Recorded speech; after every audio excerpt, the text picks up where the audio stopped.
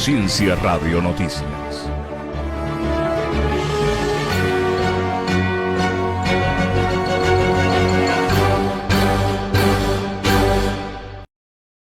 Conciencia Radio.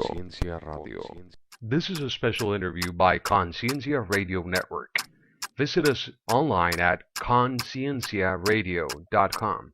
That's CONCIENCIA.com. Or in English at alexanderbackman.com. That's Alexander, BACKMAN.com. And now for our interview.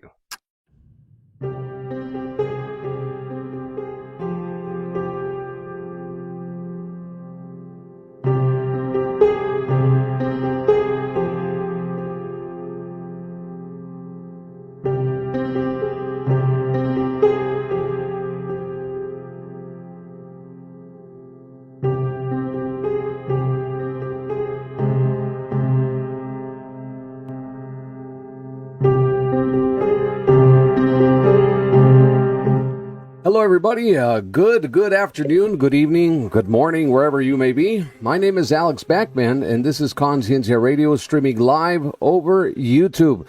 Our channel on YouTube, with more than 1 million subscribers, has been steadily growing, stagnantly growing, we could say, due to shadow banning and, you know, the tricks of the trade by big tech and platforms that sometimes don't want you to look up. Well, today we're going to be looking up into outer space to see what's going on with this behemoth of an object that we know throughout history has been coming in and out into our solar system and creating havoc. You know it as Planet X. Well, one of the researchers that I began to follow back in the year 2014 and began going over his stellar work is Gill Broussard. He's a biblical researcher and also an amateur astronomer who, from Lafayette, Louisiana, part of his project was to debunk the Planet X theory, saying that this is just a bunch of, as we say, hogwash. Well, it turns out to be that he stumbled upon information, astronomical information, that made him change his mind. So much that he began to take this seriously. What if Planet X is really the culprit behind of many of the biblical events in the ancient Testament or the Old Testament?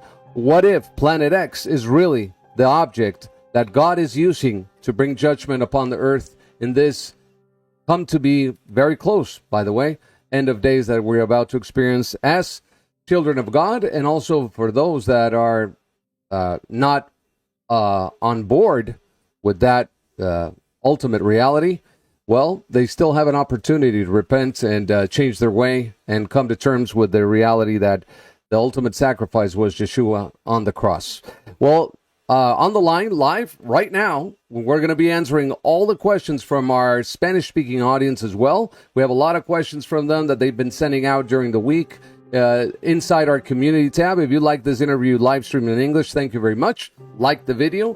Subscribe to our channel.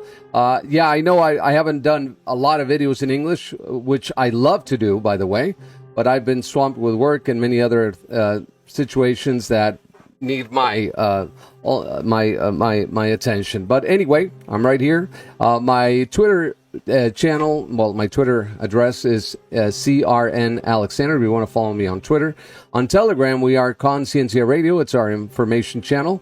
If you want to contact us directly with information that you consider to be newsworthy, you can do it on Telegram at CR Noticias. Noticias is Noticias. CR Noticias, nothing to do with the CIA, please, mind you. No. Okay, I do want to say hello to everybody in the intelligence community and the national security apparatus of the United States and other agencies around the world that are going to be monitoring in real time our interview. So please don't take down our signal. Thank you very much. This information is important for everybody that is tuning in. Okay, with that said, let me just do a quick rundown on my cameras. Camera 2 is ready. I got Gill on the line, and let's start with Gill. Gill, it's so great to have you back. Welcome. Hold on a second. I'm having some issues with your input feed. I don't know why, but let me just check. Okay, Gill, can you speak, please? Yes, Alex, it's a pleasure. Okay, I think we have you. Thank you so very much. Okay, let me just do a little situation here. Okay, we got you there. I don't know why I lost your audio there just for a second. Now what I'm going to do is I'm going to just cycle through the images that I have and have everything ready, okay? Because I don't want anything to have any mistakes, any production-wise. Okay, well, anyway, we have a split cam with Gill. Let me get my split cam with him. Okay, there we go. Okay, now, Gill, what's going on since last we spoke? I mean, there's a lot of Earth changes coming. We had the wars, rumors of wars. That's I think already happening in parts of the world, especially in the side of Ukraine. There's a very interesting analysis I did in Spanish about the Black Sea, considering that the bubonic plague came out of the Black Sea, by the way, in 1348. It's very interesting and apropos that we see war again escalating and coming out of that region of the world. One of the questions that I would like to ask you right off the bat would be, do you think that the Black Horse would come out of the Black Sea, or maybe even the Man of Perdition would come out of the Black Sea, being that it's the Abyss and Abaddon, the Destroyer, and so on? What say you? Well, I think that the Black Horse is talking about a global, like World War III type scenario, because it's mentioning a quarter of the world population dies during that, and keep in mind that's before our planet even arrives. So the other things, we know that there's that he releases some evil angels that are locked under a mountain somewhere that he releases later. That's going to be right after the first meteor shower, and that also allows an army from the east to march across the Euphrates. So there's going to be some interesting things happening here. So.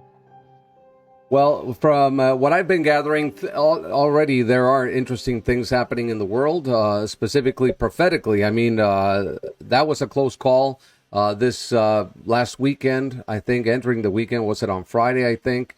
The Damascus airport was attacked by Israel. I think this is quickly escalating into a scenario where would be the telltale sign, biblically speaking, of the beginning of the prelude of the beginning of sorrows, or even the end of days, the tribulation, mind you. As soon as we see the Psalm 83 and Isaiah 17:1 prophecy fulfilled, when Damascus gets attacked. I think Damascus will be a ruinous heap in this next war, which still won't be the Great Tribulation, not until the first meteor shower. Remember, one of the prophets says wars and rumors of wars and quakes and everything, but that has to come before that great event happens. So there's something that's much, much bigger than World War III coming up.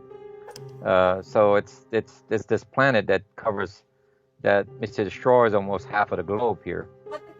Right. So it's it's very, very significant. Right now, as we speak, right now, we're gonna be experiencing tomorrow a super perigee, a proxy, it's called. It's when the moon aligns. We're gonna have a super moon, the strawberry moon. It's gonna be aligning with the Earth, and it's gonna start creating that mass tidal force upon our planet, increasing earthquake activity and volcanoes. But in contrast with X, when this object comes in proximity to us, as it starts coming in across the ecliptic plane, we're going to be seeing scenarios much worse and much more devastating than what we are seeing right now. Is that correct? Yes, many multitudes times larger. a large uptick in quakes and volcanic activity in the last 6 months of its approach. You probably see like an exponential rise in that. We're going to also see, just like I told you, you're going to see martial law in a lot of areas. It's already talked about.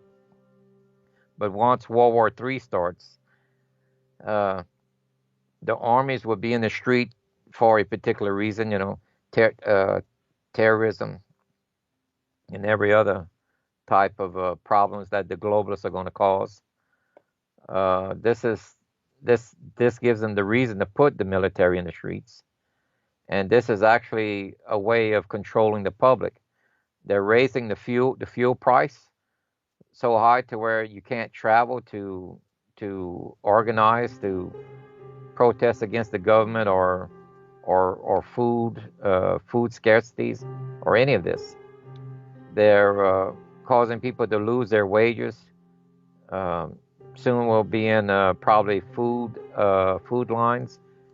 Not sure exactly how long it'll take, but if the economy starts to collapse, like there's many banks right now that are voicing this to their publicly, they're saying this, that they're expecting a major crash in the markets. Well, they never used to say that because they would avoid trying to cause a panic or avoid people from not going into the banks. So there's a 180 degrees turnaround with the banks. And keep in mind that most banks only have about 2% liquidity. So if there's a run in the bank, is the first ones that get their money, and that's only 2% of the entire holdings that the bank has. Everything else is loaned out, and it's not there for people to actually take home with them. So the banks are in trouble, and the public is in trouble. They just don't know it yet. So hard times are coming. You can expect another $100 on top of a barrel of oil coming, and it's just incredible.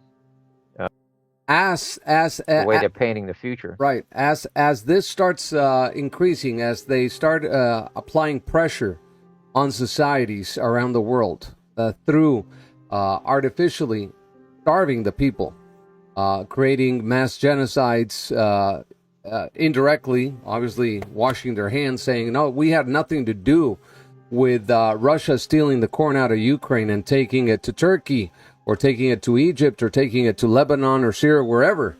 But the artificial shortages of food and goods that were supposed to arrive from Shanghai and are not arriving now to the stores, this artificial scarcity by design, by the elites, and also by the governments that have sequestered our right to be governed justly and fairly, is obviously increasing. And this increase in economical collapse, societal collapse, lack of water in many of the cities, not only in Africa. Now we have many of the cities, for example, all across Mexico, the main cities, metropolitan areas without any water. One example, Tijuana, Mexico. There's no water. They have no water. We have Ensenada, Mexico, down. This is like an hour south of Tijuana along the coast. There's no water. There's no water for the people. We're talking about a city of 500,000 people, and that's just water. What's going to happen when the... Well, look at India. Right. India had a study just here. They're looking at a severe water shortage for over half of their population, and that's 1.3 billion people. They're already telling their farmers, do not plant rice because of the flooding it takes for planting rice. That they said plant some other crop, but don't plant rice. And they can't command them because it's done through the agriculture department. But a lot of the farmers are listening. They're not planting rice because they actually know that there's a shortage of water, and it's just getting worse. yeah, the situation is getting it's definitely escalated. Look at how many shootings we had in the last couple months, and that's all been by the globalists to try to get the weapons from America. You had like what, about 7 or 8 shootings.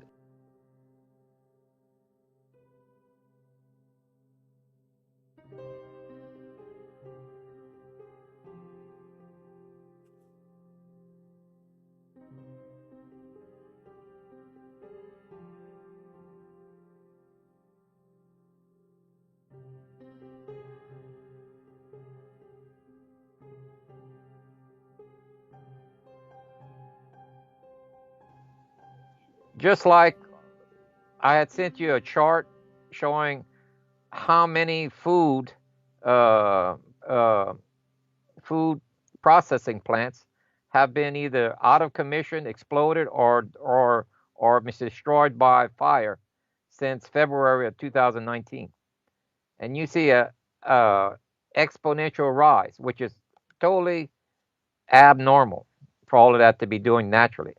Yeah, we have the slide up this, on the screen right now. yeah, this is a systematic taking down of America by the globalists, and and our leaders, our military, nobody's doing anything about it. Not only is this happening inside the United States. Let me explain. Let me just digress for a moment and just put it into context for everybody.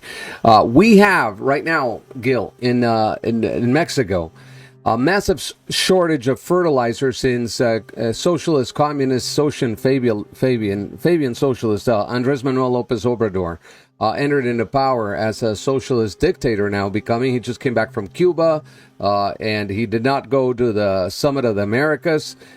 Basically, he's siding with Putin, and he's siding with Maduro down in Venezuela, and now with Russian troops given the green light not only to operate inside Mexican airspace and Mexican air bases, military bases, mind you. Since 2013, we have Russian occupation inside Mexico, Chinese military occupation inside Mexico. This is confirmed. We have at least 2 nuclear weapons by the Chinese already on Mexican soil. We have more GRU operatives in Mexico than any other country in the world, confirmed by Northcom. We have a massive shortage by this president of fertilizer.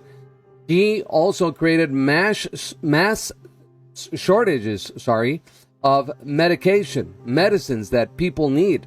He's killing off the elderly by denying them access to medicine or access to health care and so on. And what is this?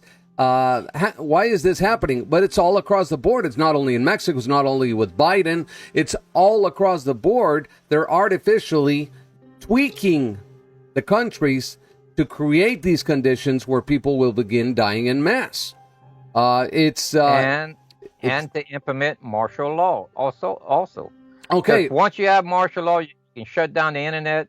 You can slam people into jail without a reason if they do any warning of anything. Okay. This is all this all has to be done before the planet arrives, and it's within usually the last year or 6 months when they would do that, because they can't hold the public back for years. They can't.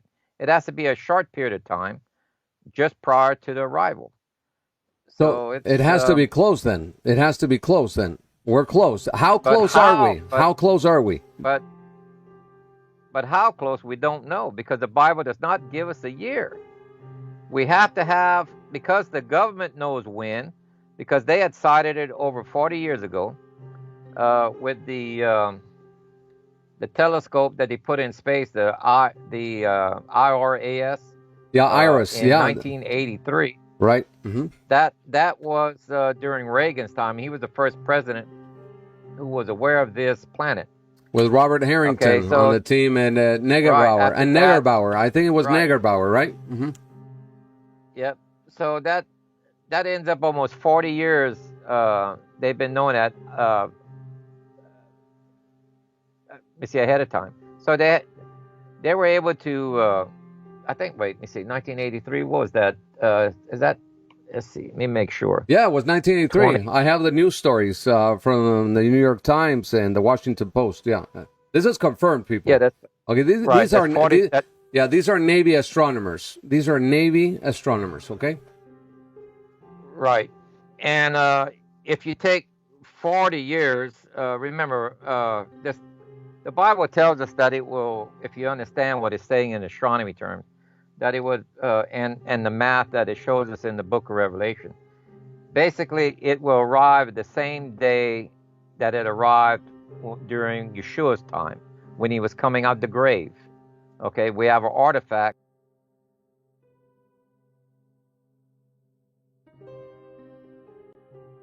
Don't know why it says that, but it says it in their Talmud that during that time there was a double Sabbath. Well, they can't figure out why, because it was twice as long. So this is going to be a mirror image also of the time whenever he's coming back, because the model shows us that once Earth enters into the 3.5 days in the plasma tail of this comet, we will lose 12 hours of rotational delay, causing one day to be 12 hours longer, or one night to be 12 hours longer. So remember when he says he comes mid of night, not midnight, mid of that night. And that the two witnesses show up during the Passover meal, or the Feast of Unleavened Bread, and they're ahead of the arrival of the Messiah by 3.5 days, or 3 days in counting Hebrew. Hebrew counts from sunset to sunset, so it doesn't matter how long a night is, because it's from sunset to sunset. It's only in modern times with a watch to where we can count hours we would know this. So we have the hour. He says he comes mid of night. We have the day, which is 3.5 days after the Feast of Passover. But we do not know the year. We know that first,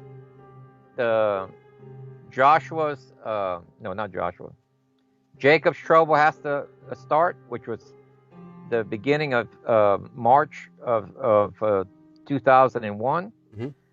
And Jacob's trouble was 20 years plus his travel time. His travel time is what we do not know, because the Bible doesn't tell us. We can only give an estimate.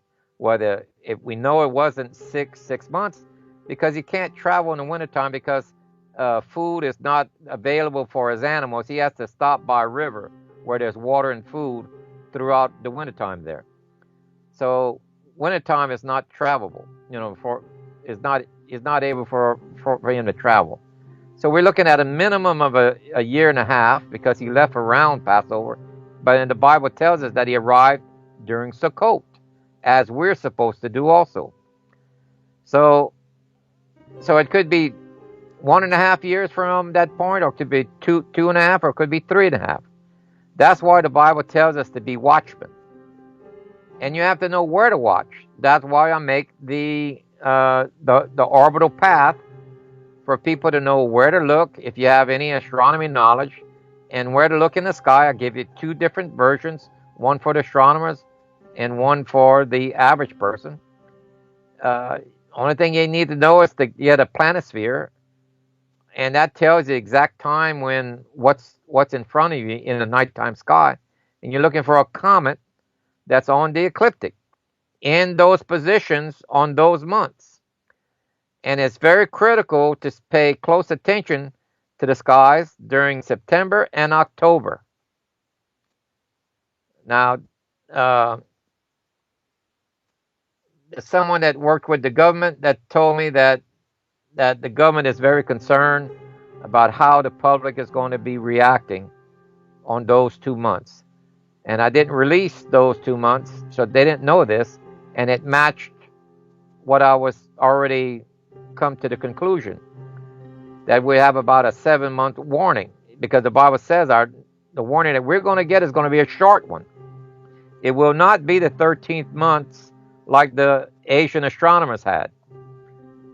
we're looking at something much shorter for us. So I'm figuring that when the Bible talks about the male has to leave and go to these feasts, to go to Jerusalem. That was for Sukkot, and that was for Passover and unleavened bread, which is right next to each other.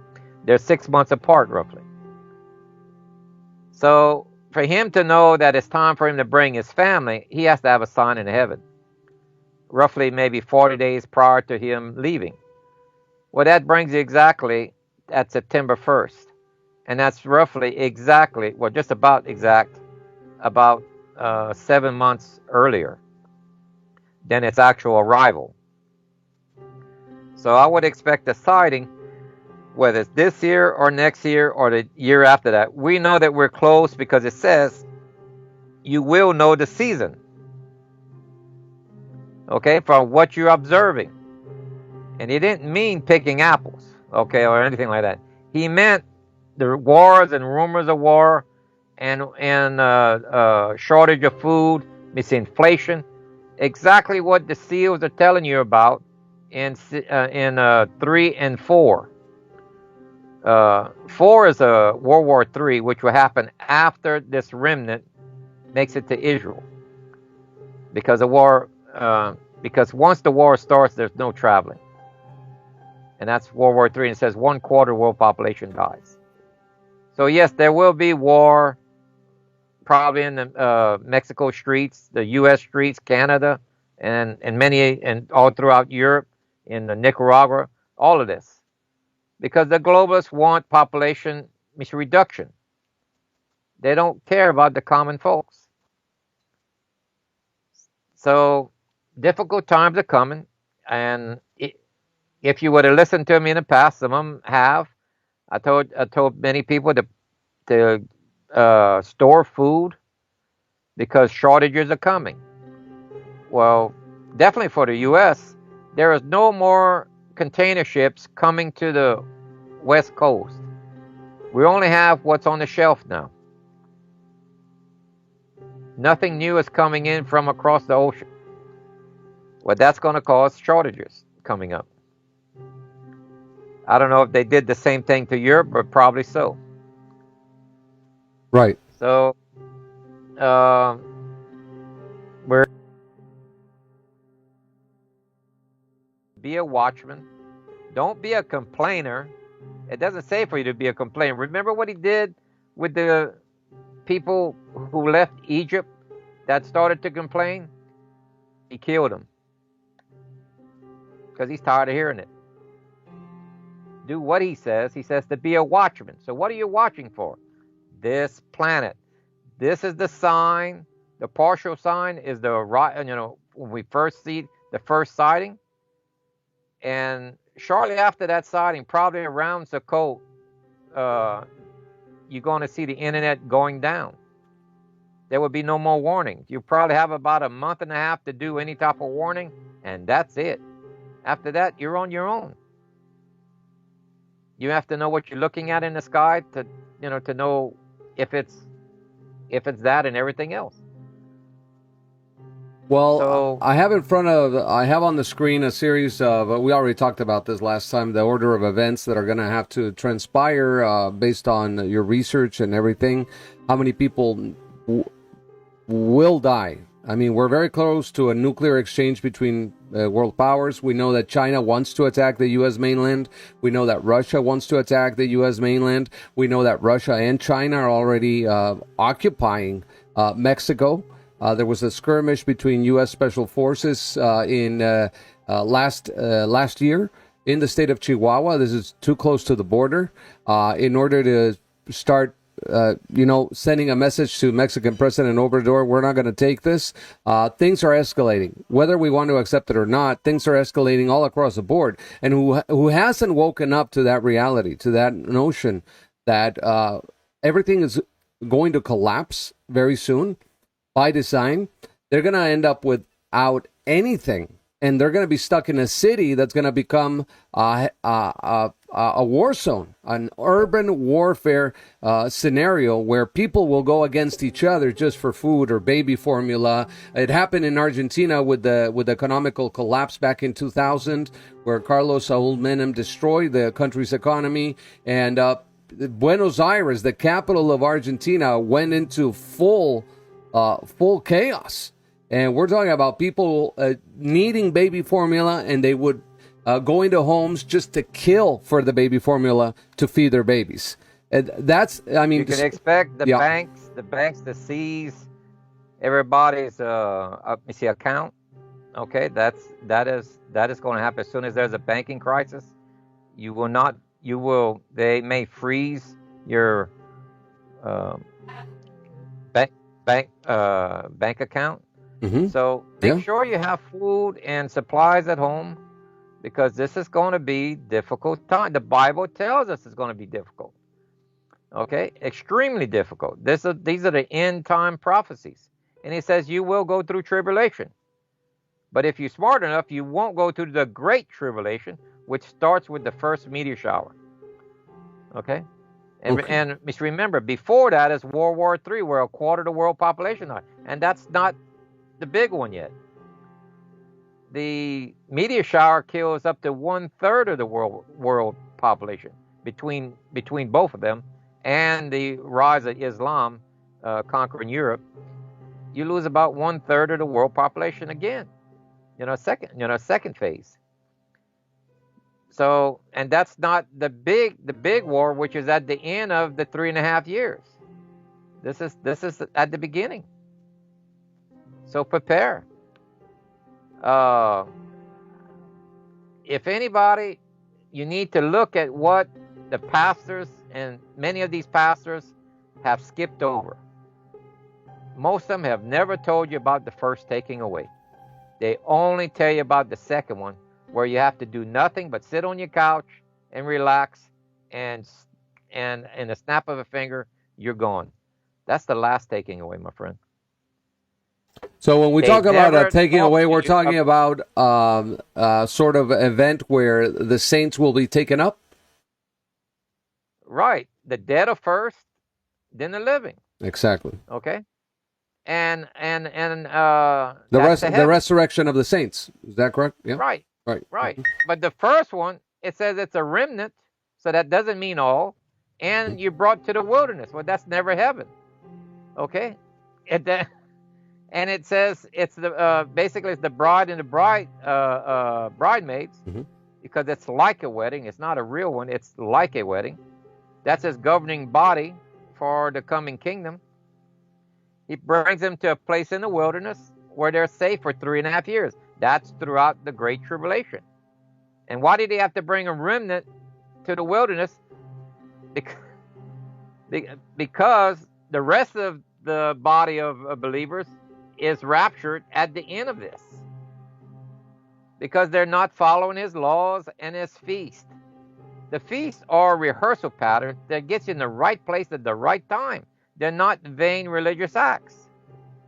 And that's for the way they're taught to you, that these vain religious acts, you don't need to follow them anymore, and that his laws of righteousness and proper ruling are done away with. Wrong. Only thing that was done away with was the sacrifices of animals for the sin at Mount Sinai, and that was for all nations, not just Israel, because there was a 13th mixed multitude that was there also, representing the rest of the world. We owed our life at that time, and Yeshua laid down his life and paid that interest payment that we were paying throughout those time periods, because remember, he added to it animal sacrifices, which were payment for the debt that was owed until it is paid. Well, Yeshua paid for that. So those animal sacrifices are done away with, except for one. At the beginning of the year, you do either grain or animal sacrifice, giving thank you to the Father for blessing us with food every year. So it's down to one, just to give thanks to the Father in heaven for blessing the land. but the rest of them are done away with.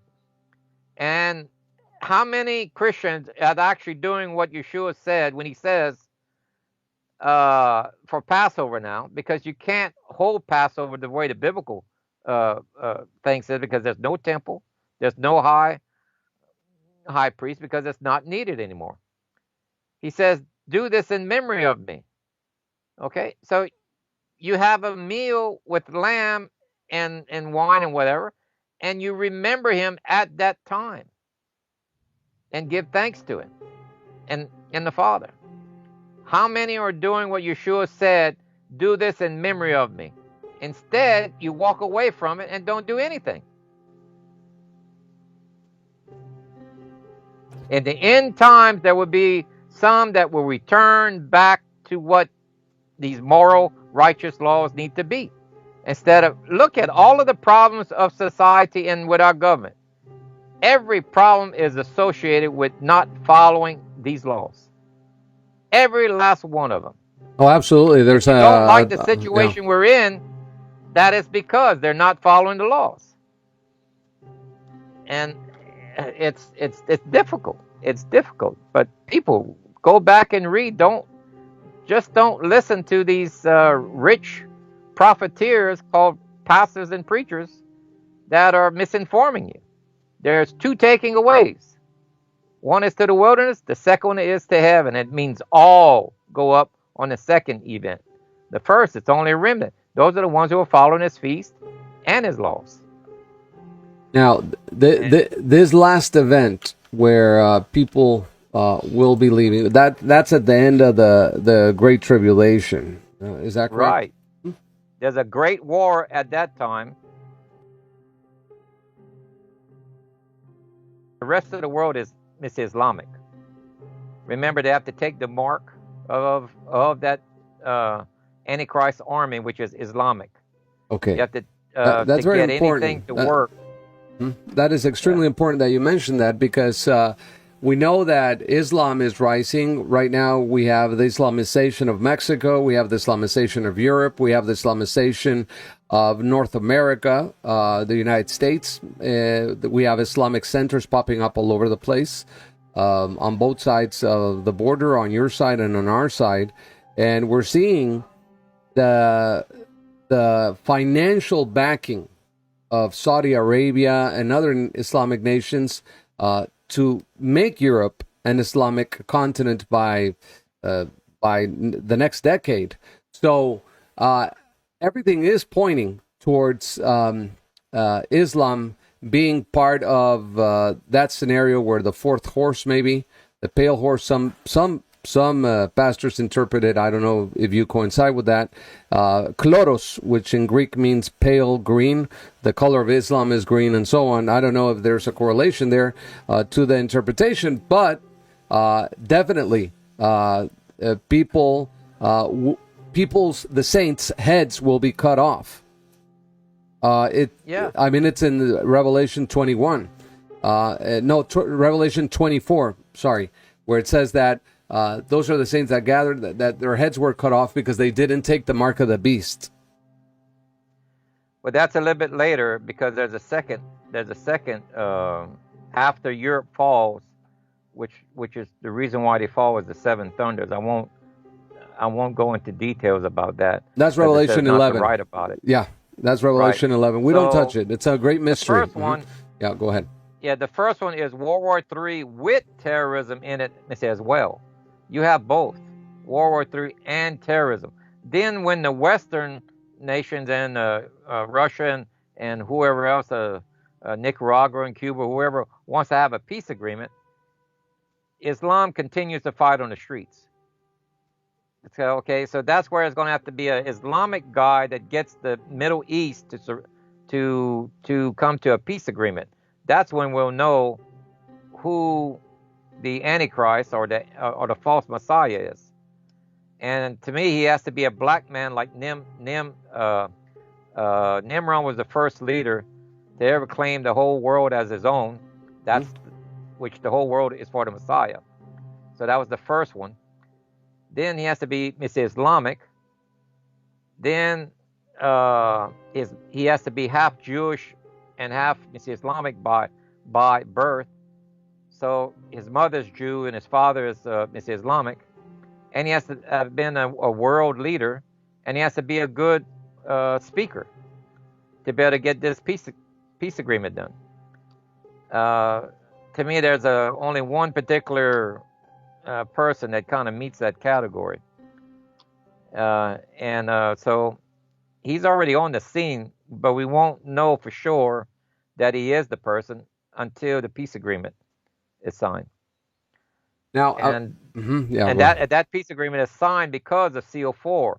That's the war. You can see it where the souls are complaining to the Father that they haven't been revenged, because they're witnessing a peace agreement. That's why they're complaining. It's the only one that is a complaint. So it's a hint to what they're seeing, and they're seeing a peace agreement, and so that's why and he tells them to go back to sleep, because he knows the Antichrist is going to break that 7-year agreement midway, and there'll be about a 40-day war at that end, and that's that big war that men will be so rare, like the gold of a Ephor or something like that. There's a certain name. It's extremely rare. So we're talking about the Mahdi. We're talking about the Mahdi. Correct. That comes out of the well, we could say the bottomless pit, but it's a pit. It's a hole, and it's like the Islamic Messiah for them.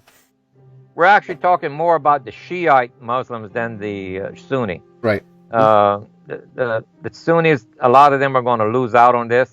Well, Iraq is totally Iraq is totally gone. I mean, if you see what they did with Iraq, in order to make it more pro-Iranian, Iraq is basically just an Islamic extension of the Sunni now. So remember, the Bible tells us one of the 7 would be split into 3 and then later 4. Well, the one that they're talking about is Iraq. It was split into Kurds, Shiite, and Sunnis into 3 regions. Right. And then probably now after the United States and North and South America is destroyed, that largest embassy that they built is going to be the seat of the ruling power for the Antichrist. That's the little horn, which is that embassy. And he'll create a United States of Islam there. You see? You're saying the embassy that Donald Trump had built during his tenure? Bush and them. Oh, Bush. Had it. Okay. No, not the one in Jerusalem. Embassy in Jerusalem. No, I'm talking about the one in Iraq is the world's largest. Oh, okay. Oh, the U.S. embassy in Iraq. Yeah, the green That sun. is the little horn that they're talking about, because it comes. You have a 4th split of the same country that's split into 3. So Iraq was split into 3 separate districts: Shiite, Sunni, and Muslim. I mean, Shiite, Sunni, Kurd. and Kurds. And then the 4th will come later, where that would be their District of Columbia, basically, would be that embassy, and that's going to be the ruling power. The other nations will loan them their army to him. He has to be wealthy, because remember, the dinar is going to be extremely valuable because it's backed by gold, and he will be able to pay the armies then. And that's how he conquers Europe. There's another phase to that I won't get into. But this would dovetail. This would dovetail with that. the Great Reset, the great economical reset, and everything they're doing. The globalists will fail because they go on the wrong half of the earth and they die on the ground. But they're the ones that set this global economic system up. But most of them end up dying, and then whoever's left in Europe, they're conquered. And Islam takes over the system, requiring the mark of Islam on it for it to work. You won't be able to buy, trade, or sell. So it's not them setting it up, it's the globalists setting it up, but the globalists end up dying out. And Islam ends up taking it over. Kind of like Hitler did. Remember the brown shirts got Hitler into power, and then when it became his opposition, he created the Muslim Brotherhood. The SS. Oh, the SS, yeah. No, Hitler created the SS. Yeah. and they had the night of the long knives, and they killed all the leaders of the brown shirt Oh because yeah, he yeah. had evil intent on what to do, and the brown shirts were going to try to stop him. You see, so it's the same thing. This happens over and over and over. So the Bible tells us that the globalists go underground on the wrong half of Earth. That's in America and in North and South America. They're going underground. It says that becomes their tomb. By the second event, they're gone. There is not much left of anybody living after the second event. Because, especially in, let me say, America, because there's too much. There's too many nuclear plants. There's 3 super volcanoes. There's multiple reasons, and about 80% of the population lives on the coastline. You don't live on the coastline. The Bible alludes to not living on the coastline anywhere in the globe. Not even Israel. It particularly says that goat herdsmen and sheep herdsmen will graze their flock through the cities on the coastline because nobody's living there. They're just devastated. Yeah, massive events are coming. Part of those massive events and the Revelation timeline that you have is up on the screen. It's huge. The 7 Seals of Revelation timeline. It's a huge document. It's not easy to navigate it on the screen for the audience because it's too complicated, to just zoom in and look for the important thing that we need right now, unless you point me to it. But absolutely, we're very close to these events. Everybody's wanting it to happen in a way because I've gotten like a sense of people saying, things like, I want Jesus to come now. Why is he coming now? Look at the world. I mean, it's in just the world is going to hell, basically, in a handbasket, and people are just desperate, Because the globalists are showing, the globalists are the same thing as the secret societies.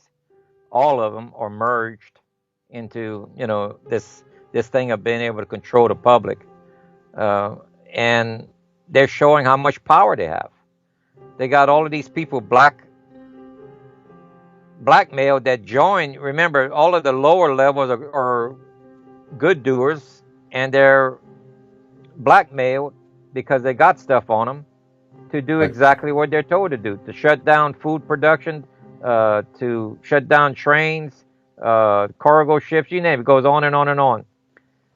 You're going to have brownouts coming out, electrical problems, one thing after another. But it's the globalists doing this, and they're in every country. The secret societies are there. Look, anything done in secret, you can't have anything good about it if you're doing it in secret. If you're doing good, so why would you keep it a secret if you're doing good? It's only if you're up to bad misintentions would you even make people use a death oath in joining the organization even. So people are foolish when they join these organizations. So. Oh, absolutely. Yeah, go ahead. Yeah. Thank you for giving us that harsh wake up call. I mean, because it's getting closer, it's coming. The Antichrist is on the rise. He's already there, but they're probably ushering him in. Many people, I don't know what you think about this, but the Queen Mother is about to expire. I don't want to say thank God because probably people would be upset by that. Some people, that still support her, but I don't. But her son, Prince Charles of Wales, is practicing Muslim. Many people do not know that. And same as William Philip Arthur, the Prince of Wales.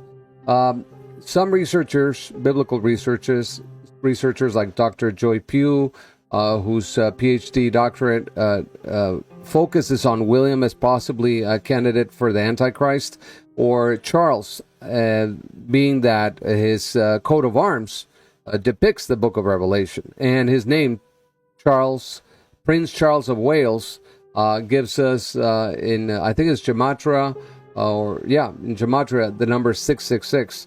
I don't know, if we can see your opinion on that, but if he will be Islamic, do you think the Antichrist will be just purely Islamic out of the Middle East, or he'll be a practicing Muslim but of European stock? Well, when he started off in America, he was a closet Muslim. He didn't make it a campaign point. I think we're mostly looking at Mr. Obama as being the prime candidate at the moment. Now, why I can actually give some biblical proof to that. Okay. In a way. Interesting. If you follow, remember, this is a timeline that's equal to Jacob's trouble. So, Jacob's trouble started in March of 2001. So, he arrived on a Sukkot year, a Sabbath year. Then he worked for 7 years. Then he got his first wife, which was the wrong one that he didn't want. It's not his choice.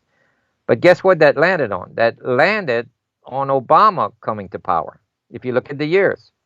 Okay. Then there was another 7 years he had to work, but there was a jubilee that extended. That was the 8 years of Mr. Obama. Then he gets his true bride. Well, we get a true world leader that wants to straighten things out, which was Trump. It follows the parallel of the story of Jacob and his trouble. Now we're in just his travel time, because whenever he went to leave, he said, "I worked for you for 20 years." Well, you could count back. Then he had to travel 400 miles from southern Turkey, and he had to walk with all of his family members. He had all the animals and everything, and he can't travel in the wintertime. So a minimum is a year and a half. Okay. Which would actually put it to this next April. This next Sukkot, because he left around Passover and he arrived at Sukkot. It says that in the text that he arrived for Sukkot. So either this Sukkot or next, or the one after that. I don't know which one. Just like I told you, we don't know the year. Mm-hmm. We have to be watchmen, and you have to be already ready. You need to be ready to go in a moment's notice. With your tent, cot, sleeping bags, everything you do for Sukkot. You live in a tent for a whole entire week. That's a true practice run of a real event coming up. Because it won't be safe to live in apartments and everything, because they're made out of stone. They will want to collapse. And you're a refugee. You want to be mobile. You don't want to stay in town. A city is a death trap. You want to go to the rural area where the farming communities are. You have a chance there at least.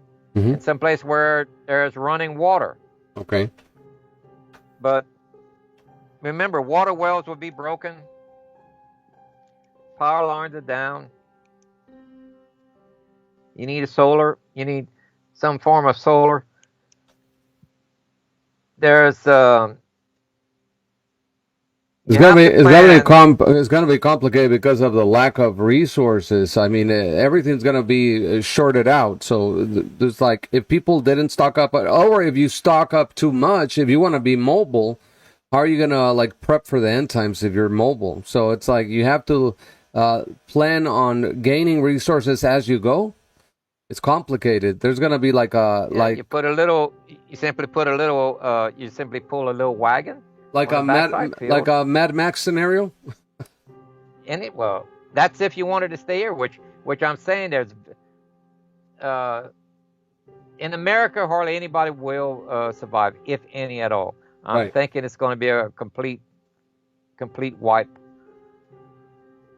Okay, wipe out. that takes. Maybe they might have a few survive. The probably the best place if you're going to try to survive would probably be the tip of Argentina. If That I was to pick any place, wonderful. That's that would it. That's because of the yeah. tilt. Go ahead. You know, it may have the least amount of meteors hitting it, depending on how. Remember, Earth would tilt 26 to 28 degrees, but when it comes back, it's going to be between 4 to 7 degrees off from where North used to be. So that meant every place on.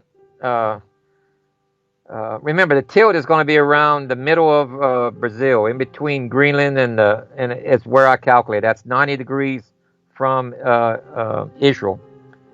So that means you're looking at everything moving north, probably 4 to 7 degrees. You're in a different climate zone. In other words, Canada is in the Arctic region. And remember when it tilts 26 to 28 degrees temporarily for a few hours, 2 to 4 hours or whatever. That zone, wherever it lands, remember the Arctic Circle comes down all the way to Washington D.C., just like the movies. They had that right. Isn't that interesting? Oh, the day after tomorrow. And the day after tomorrow. Yeah. I have the book by Art Bell. I have it signed by Art Bell, by the way. The book, The Coming Global Superstorm, he wrote it with Whitley Strieber. It talks exactly about what Robert Felix says and what everybody's saying. I mean, we're going into a mini ice age. But for a different reason. They don't understand why. They think it's just the Earth flipping. This is not, the Earth doesn't flip. It's magnetic field without a cause. Okay, it's not a time. It doesn't have a timer in it, and it flips. No, this thing flips the magnetic field every time we're hit with a plasma, with a plasma discharge, which will be hit about 5 to 7 times. The magnetic field of Earth will swap every time. That's not the geographic North Pole and South Pole. That's the magnetic field. You have 2 different types of poles. One is a magnetic, and one is their geographic poles. The geographic poles will only tilt 26 to 28 degrees. That's enough in itself. But whoever is tilted further north by 26 degrees is in the Arctic zone with winds of 100, 150, 200 miles an hour. Things are flash frozen. Remember those mammoths? Yeah. They found food in their mouth. They were frozen solid. They didn't even have time to swallow. In Siberia, yeah. That's why. They were caught in a tilt. And their whole region went up further north. They were flash frozen. It's going to happen again. These scenarios are, we have evidence of it. It's factual. You just have to have a model that matches this, and we have one now because of what the Asian astronomers, the Chinese, the Koreans, and the Japanese documented it. They documented it so well I could plot the course within a week of its path. Okay? We have the path. That's like the tracks of a train. The train does not jump the tracks. The train may arrive late, it may arrive early. That's what we don't know. When is it going to arrive on those tracks? We know its approach. I just don't know when. The Bible doesn't tell us when. It tells us to be a watchman. If the Bible would tell us when, we wouldn't have to be a watchman. But it's telling you, you have to be a participant. It's telling you. You just can't sit on your couch and say, I'll wait until the government tells you. You waited too late. You can't wait till the government tells you to prepare food or anything. That's too late as well. Especially, you have to be proactive. Exactly, especially when we know that governments lie. That's what they do. Exactly. Governments always lie. They're never going to tell you the way things are going to be playing out. They're manipulating everything behind the scenes. You see it evidently in in everything that's going on, people are waking up, but there's going to be a point where they're going to shut down the internet. People are not going to be receiving that heads up that you're saying. The heads up is now. The heads up has been playing out for the last 30 years for those that are in the know, the ones that have done the diligent research, the ones that do know that Planet X is real. There's so much disinfo. Yeah. Go ahead. Yeah. For the ones who are listening for the first time, we have white papers, scientific papers that confirms that there is an object that comes through our solar system roughly every 360 years, but not each time does it come close to Earth. Okay, those periods of time when it comes very close to Earth is rare, probably about 4 to 5 times in the past, where it changed, where it actually tilted Earth 26 to 28 degrees. We go through 2 meteor showers, 150 days apart. These meteor showers cover half of the globe at any given time because we're on a globe, not a flat Earth. Sorry, people, whoever believes in flat Earth, you're wrong. You don't know the math very well. And these, without having with all this data, I still would have been a skeptic if the data wouldn't be positive on this thing. We got artifacts that give us a date. It lines up with the Bible time period when they're talking about it even. This is a real event. I wish I could come on the board, and say nothing to worry about. That wouldn't be factual. And yes, if you're watching other people's side, I could name them, and they're telling you that it's here yet. It isn't. It is not here yet. Okay? There is no valid sightings of Planet X that is an actual planet or comet. They've mislabeled items as simple as lens flares, sensors bouncing off the glass in front of the viewer, sun dogs, and some other anomalies. There's like 14 different anomalies that you have to be aware of. That's just like mirages. Right. Yes, mirages are real, but they're not solid. You can't touch it. It's not something you can worry about. It's something that looks good, and that's it. And these are the same thing. When the atmosphere conditions are right, you have these sun dogs and different things. There are no valid sightings of planet of this body yet. We will have a late showing, as the Bible says, but we have plenty of data showing when they found out about it, when they were looking for it, who the astronomers were, what happened to some of these astronomers whenever they tried to go public, and exactly how the government is acting. We're at this point right here. Look at what your government is doing. Look at what they're creating as far as the scenario globally. Tells us they wouldn't be doing that years ahead of time.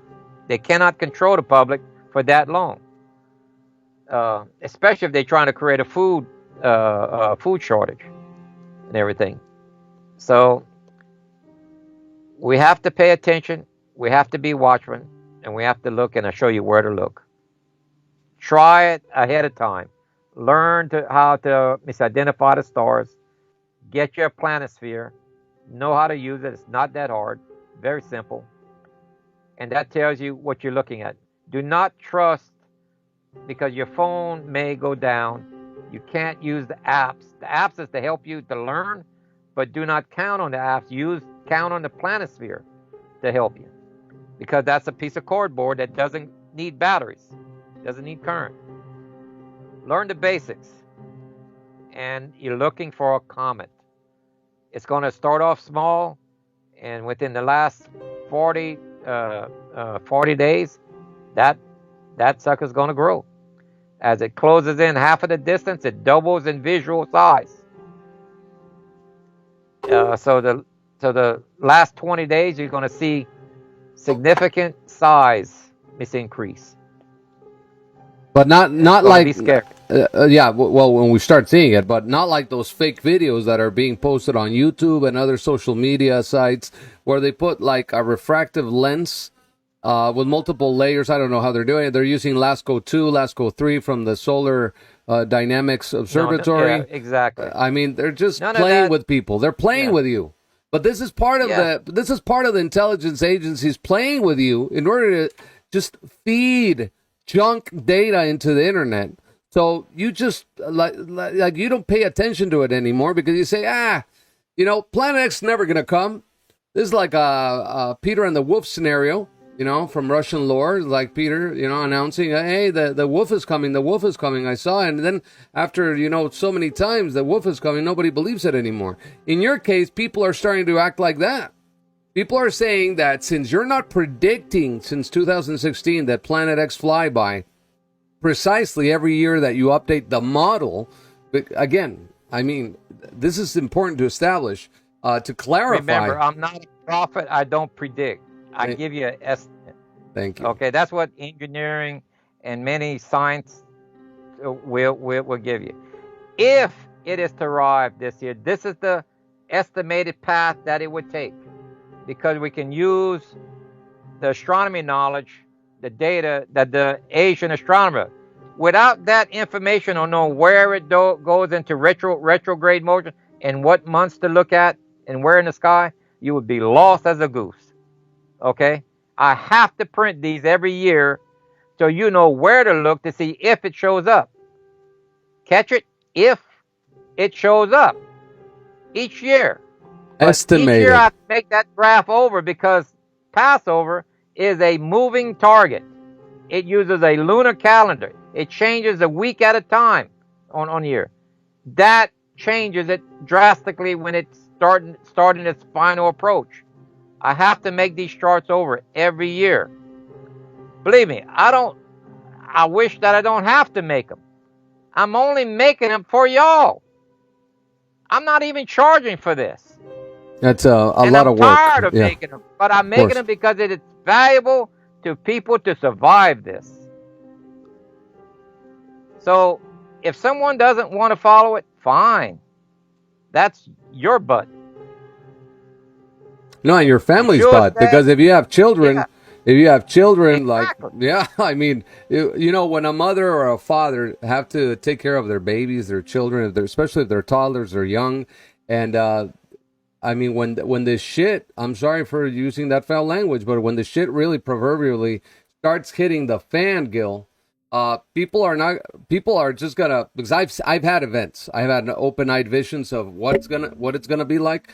You're gonna see people in shock in the streets, forgetting about their children, just walking in awe and shock and terror when the cosmic events start happening, when the rumbling really begins, when the trumpets roar in the sky, in the cosmos, when we really see the uplift, and when we feel the massive earthquake activity, and when we really start seeing, the beginning of pains, that's when people are going to start waking up, but it's going to be too late for them by then. We're already in partial pains right now. This has to happen. Absolutely. It's going to get worse. You're going to see a quarter world population die before the Messiah arrives. The Messiah arrives actually when the planet arrives mid of night, Jerusalem time, after a 12-hour delay. The astronomers are going to predict the wrong half of the earth, because they don't have Joshua's long day as a model. And I can show an actual model on how that works, because the tail of the comet, we're in the tail of the comet because the tail points opposite of the sun at any given point, and we're in that tail. We're entering deeper and deeper, and that slows Earth's rotation down and its forward speed, just like you would take a light dimming switch and simply move it faster and faster and faster. You start off slow and you move it fast at the end. That's what's happening to Earth, to where our rotation stops eventually on the third or 3.5 days later. And therefore, the target zone is the opposite side of Earth, not what the astronomers said 40 days earlier whenever they warned the public. They're off by half a day.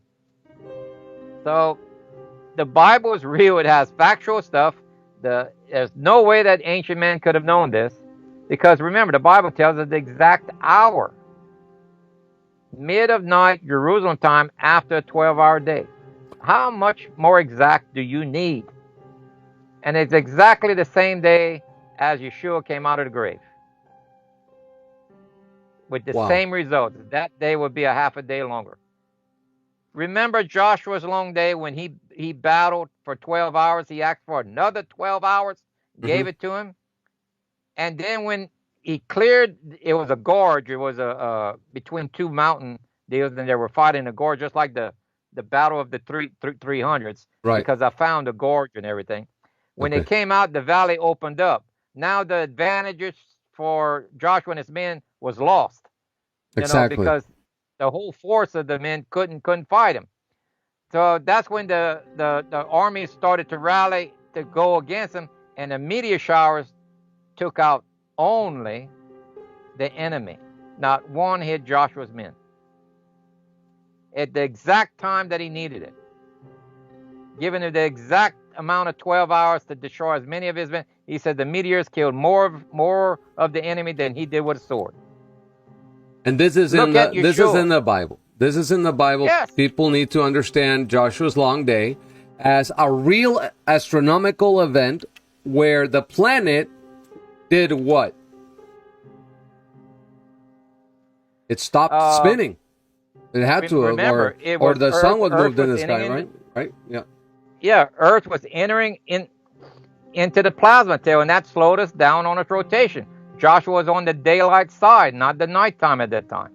The moon came into position, and remember, there's 4 times more meteor hits on the back side of the moon than the front side. The moon was protecting Joshua and his men, shielding them from the meteor shower, but not the enemy. The meteor shower only hit the enemy. Just like Hezekiah, when he wanted proof because he thought he was going to die because there was a large army coming against Jerusalem. There was planning, okay? And he said he needed proof, and he was sick. He was feeling probably through worry and everything. And he said, God will give you another 15 years. He said, prove it to me. Move the shadow on the steps by 10 steps. Okay, wasn't a sundial. That's a misinterpretation in English. The Hebrew says steps, like in. So if you have a southern facing window of the sun, the window south, and the shadows coming through, that's basically he's reversing the seasons. And how did he do that? Earth tilted 26 to 28 degrees. And that gave exactly 10 steps covered. Exactly what it said. Exactly when he requested it. Just like Yeshua, when Yeshua was on the cross. Exactly when he was on the cross, the darkness hit. There was an eclipse. And he died. Exactly when 3.5 days later, exactly when it was a double Sabbath, and that day was longer, he arises out of the grave to the exact hour and minutes. Now that is the Father in heaven controls all of these circumstances. Okay, just like them leaving in Egypt, the Exodus. Okay, they were slaves. They had no money. How did they leave? Wealthy. They had to have trust, and it came exactly at the right time. If you don't believe in miracles, sorry.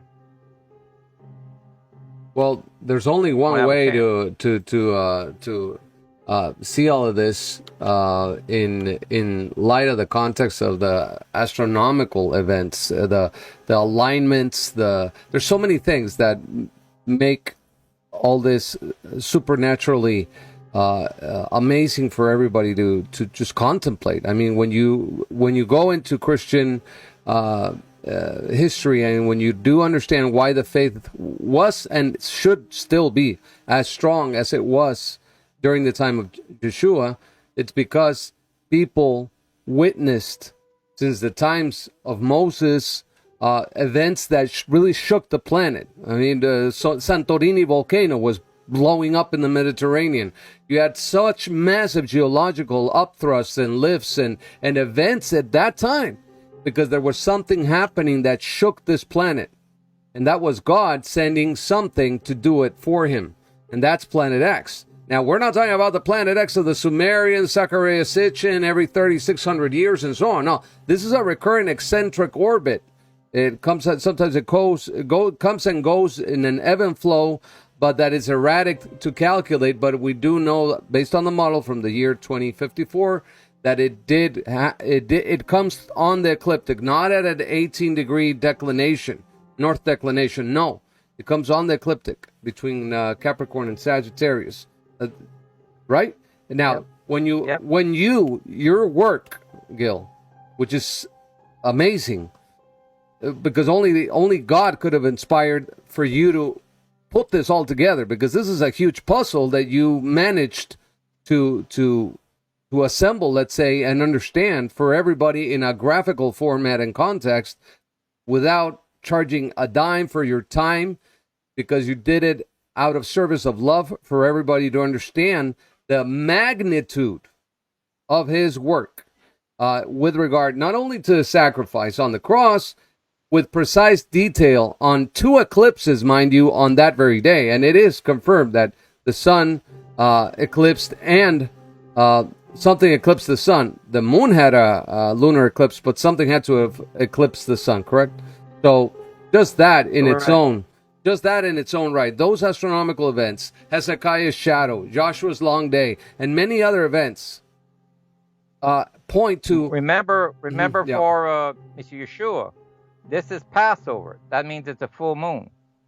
You can't have a solar eclipse except with a new moon, not with a full moon. The moon's on the wrong side of Earth. So how do you get, and the moon can only give you 7.3 minutes of darkness. So how do you get 3 hours whenever the moon is not involved? Only way you could do it is with a third object. And that third object arrived 3.5 days later, because we're going to see the same thing. 3.5 days prior to its arrival, the sun will go dark also. Okay? We will have some light afterwards. You're going to have the aurora borealis on the northern, southern skies. At one point, it will come all the way down to the equator. And they'll be so strong, they'll howl like a trumpet on the last day. Remember some of the trumpets in the Bible? You will literally hear something that sounds like a trumpet in the sky. You're going to hear the ground moan because it's creaking and trying to shift. Continents are trying to move. You're going to have winds. You're going to have the auroras sounding like a trumpet. You're going to have people panicking. People asking, they're going to be running to caves and asking the rocks to cover them and everything. But that's not where you stand. You stand in the open, in the valley of Hinnom right there, near Mount Zion, because he says he'll meet you at Mount Zion. And he'll take you to a place of safety in the wilderness. And the scariest word in the Bible is remnant. The word remnant, it doesn't mean all. It means remnant. And only a remnant will understand and make it there. Now, the question here is leaving too early or too late. When do you think is the 10 virgins scenario going to play out? For people to start packing their bags and thinking about moving to the wilderness. You have to practice Sukkot. One of these Sukkots coming will be the real event, where a war will start before it's time for you to leave to come back home. It may even happen during Sukkot, because one of the wars that Israel fought was whenever they were, a lot of their men had taken off and they were celebrating one of the, I think it was the 6-day war or something like that, that they were attacked during one of their feasts, during their holidays. They're probably going to be attacked again, similar to that. It'll probably be during Sukkot. Okay? So we stay there. We stay there for the next 6 months, because it's going to be on the war. The war would be a short war. It's not going to be a lengthy war. The peace agreement might take longer than the war would actually be. But 1/4 of the world population will have died within that short war. Between EMPs that shuts down all of the electricity, to viruses are plural. That's probably going to be bearing out by people who took a lot of these shots that come up. There's other surprises that are in that doggone shot that might come around. um, starvation, lack of water. If you don't have water, you're dead within 3 days, 3 to 4 days. If you have food, if you lack of food, you got 30 days. But water is something you need extremely important. And a lot of water wells, the pipes going down into the ground is going to be sheared or ruptured. And a lot of wells without this electricity won't work. So it's going to be a desperate situation. The Bible tells us this. But remember, whenever this planet comes, it says it's the worst event in all of Earth's history. Noah's flood is not the worst. This next event is. Okay, now, based on that, exactly based on that, let's go to some questions from our audience. We do have some questions that we've been collecting for the last week in Spanish. Some of them are in English, and we thank our audience for contacting us. First, I'd like to go here to some of the questions. They're in Spanish. I'll translate some of them. First of all, we have Aime Padilla. She got 24 votes on her question. She asks, good evening, Alex. My question is, what hope of life is there after the impact? Now they're alluding to like the impact probably of the meteor storms, because I don't have either the possibility to move. I live in Veracruz, Mexico. That's on the Gulf of Mexico. For the people in Veracruz, Mexico, what can they expect, Gil, if they cannot move and they're going to be there getting hit by the meteors? Just be frank and thank you. Yeah, you can read CO3 and CO4. CO3 and 4 is the first meteor shower and the second meteor shower. Then it talks about what happens in between those two. It tells the beginning, the end, then it tells you what happens in between it. All the way, and you know when it's closed, when he says that this would take place 150 days apart. That's the closing of him talking about this. Okay? So it says that after the first meteor shower, they'll wish death for 150 days if you make it. You'll be wishing death for 150 days before death comes. Those are not my words, that's the biblical words. 150 days is exactly 5 months. Guess what? That's exactly our orbital period between its entry and its exit. The Asian astronomers, as well as what says in Revelation, as well as it matches Noah's flood. Remember, the water started to recede 150 days later. That was the second event that hit Earth with a very large meteor, like a fiery mountain. It knocked off 71% of our crust, and that made the moon. What is left is Pangea, and that started to separate after that, very quickly. It didn't take millions of years to separate. The Gulf of Mexico is the world's largest crater, and guess what? That crater cannot happen unless the Earth was flooded. Otherwise, there'd be no life form. So you have a logic triangle that one cannot exist without the other. Scientists know the moon came from the Earth, but we know it's not molten because it doesn't have a core. So the moon didn't come from Earth when it was molten. Had to become when it was already solidified as a dry state. Okay? And we know that Pangea existed. Basically, okay, so if you put 71% of the crust back, what do you have? You have a flooded Earth. The Himalayas weren't even there yet because the pressure wave going up is what made the Himalayas in seconds, not millions of years again. Okay, so those peaks were not even there. So so you can't have a moon without an impact. You can't have life with such a large impact unless the Earth is flooded. So you have a logic triangle. All three have to exist at the same time. And that's what we have. So scientists will shake their head that the Gulf of Mexico can't be a meteor because there's too much energy. It would destroy all life form. Except they forget to read their Bible. On a flooded Earth condition, that absorbs the heat. Okay, now we don't have a problem with the Gulf of Mexico. Yeah, but they're not being a gonna read the Bible. I mean, they're not gonna do anything. Just like Joshua's long day that shows us that Earth was slowed down by 12 hours, we can prove it in a model, scientific model. They will not accept that as their only defining mark to claim that the meteor shower is going to be on the wrong side of Earth. They won't. now what we're gonna be pelted, Gil.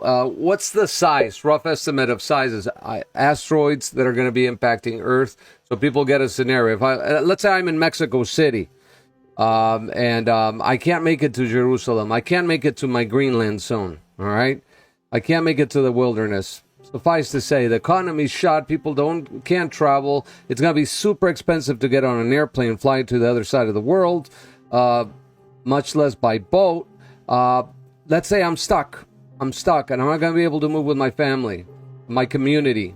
I got out of the city. I'm in a rural area, maybe on the foothills of a mountain. It's volcanic in nature, probably. It's central Mexico. What size of objects are we thinking about here? Well, if you take a look at the moon, the backside of the moon has 4 times more craters than the front. And the width of the moon is equal to the width of the United States. If you do a cutout of the moon and overlay it on the United States, that would show the density of the impacts. Maybe we're after 2 meteor showers. That's probably going to be what the density is. You might knock out some of the larger ones, but the Bible tells us the average size. That doesn't mean all. Average simply means the average. Average size would be the weight of a talent, which is 47 pounds. Or, let me see here. Did I say that right? Let's see. Give me 1 minute. Yeah, it's okay. Yeah, take your time. They're looking at an animation. Okay. Yeah, we have an animation of the asteroid asteroid belt. I think it's 47. Yeah. No, I'm sorry. It's 57 pounds. It's 57 pounds. Is what a talent is. Okay. Okay. And that's about 25 kilos. Yeah. 91. Yeah, 91,921 miles per hour. And then the way we got that is we have software. We have the orbital path. The closer it passes to the sun, the more speed that it gains coming out. We use 1 hour of its path next to Earth. Not the speed that it is at the sun, but right next to Earth. This is the speed that it gave us. 91,921 from the software model. Well, that's about like an asteroid might be about 1/10 of that. This is a comet fragment that are following it, mostly metallic probably. All right, going 91,000. This is significantly different. Remember the Gulf of Mexico? If it was an asteroid to make 1,100 mile wide crater, it would be that would be a 120 mile asteroid to hit Earth to make that crater. But if it's a comet fragment traveling at this speed, it only needs to be 50 miles across. Wow. Understand the difference. But that's massive Okay. When we talk about these events that are massive in scope. I mean, this is equivalent. Okay, let me try to find. Let's see. This is equivalent. You have so many incredible slides you've done throughout the years, Gil. All of them are incredible. They're amazing. And just to like review everything that you say right now and just put it again into like perspective for the audience that they need to wake up. The main event is this. Some people are saying that Planet X doesn't exist. It's hogwash. There's no evidence. There's no evidence that it entered our solar system so far. How long? There's a question that I did read recently from the people that have written us, and we thank our audience, obviously, for all the questions that you've written us. Thank you so very much. One of the questions is, if Planet X already entered our system, how long did it take for it to travel, let's say, from Neptune all the way into the almost inner part of the system? If it's, if 16 years. Okay, that's a question. 16 years. If it, remember, someone the other day said, oh, it's already passed through our solar system. Would that be 16 years coming in and 16 years leaving? That'd be 32 years. Okay. For it to pass through our solar system. Okay, just one route going up to the sun is 16 years. Remember, this is 40 years ago. They saw it with the infrared beyond our solar system. That you can subtract those two numbers, 16 and 40. That'll tell you how far outside the solar system that they spotted it, and how much time they've had to plan this out globally. Okay. See, so absolutely. We know they're not going to let you know about it. We know the Illuminati. Well, let's call them the Illuminati. That's not their real name, but whatever. They had a secret meeting back in August of 2004 in the city of London. That's an enclave of the world elite inside London itself. It's much like the District of Columbia, but for them. And they had this meeting with the higher ups and everything, and they were talking about releasing a pandemic virus in China. They were talking about reducing the world population as much as possible before the great geophysical event. Now, obviously, they would authorize a nuclear exchange in the Middle East. That's also on the table. Maybe Ukraine. We also would be probably seeing a scenario where the elites would allow China or Russia, even the United Nations, to create this crisis so bad inside the United States, to topple the United States, maybe send in, the UN soldiers as a humanitarian mission to help with the societal collapse of America or whatever. But all this with the pretext of militarizing your country, people. Okay, America, they're going to militarize every single corner of the country. Why? To keep you under check and under control for the event that's coming. And then all those soldiers that are being used also as cannon fodder, they're going to die being pelted by these meteor showers as well. So they're just being used. They're puppets for the same regime that's taken over the whole entire planet for the antichrist. So coming on the events that are going to be unfolding, a lot of people would say, well, why would I want to survive something like this? I mean, if this is part of the end scenario, that's why people tend to not read the book of Revelation, because it's so negative in the way the events are to be interpreted literally. Okay, because this thing, when it hits us, it is the end of life as we know it in the way and scope that you live your comfortable, numbed down, consumerist way of living, but when when God wants the people to pay attention to him, he's going to shut down the entire power grid. You're not going to have any light at night. You're going to see the heavens and you're going to see him speak. And that's what he wants most of all. He wants people to pay attention and turn back to God. Okay, and they're going to distract you with everything they have. They're going to distract you with everything they have, that you don't look up. You don't pay attention to the signs. You don't go back into your Bible. That you don't pray. And you don't go back and seek, those answers that will guide you possibly to a land of refuge. If you are part of a remnant, if you are part of a Christian exodus that's being formed, I have pastors contacting me from Canada right now, tell me, Alex, we are starting a massive exodus to Israel. Okay? We are starting a massive exodus of our assemblies and our congregations to Israel very soon, probably this year. We see the events are escalating. So, I mean, and they're probably taking into account Gill's research as well, but I mean, there's going to be a point where you're not going to be able to travel.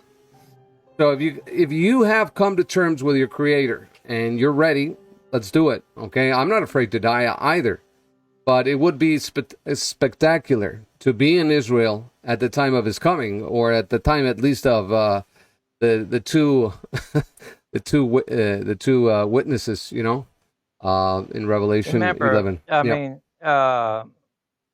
God's plan is not for you to die, oh, absolutely. but hard-headed people will die. Okay. You see, His plan is for you to follow His timing and His feast, because that's not religious dogma. It's not vain religious acts. It's a dry rehearsal for a real event.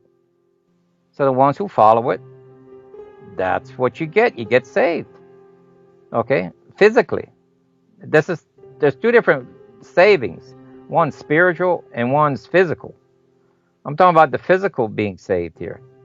Later at the end is the people with your your spiritual is being saved. You're risen from the dead. Okay, that's different. But this remnant is not going to have anything negative pertaining to the Great Tribulation. They're not going through the negative phase.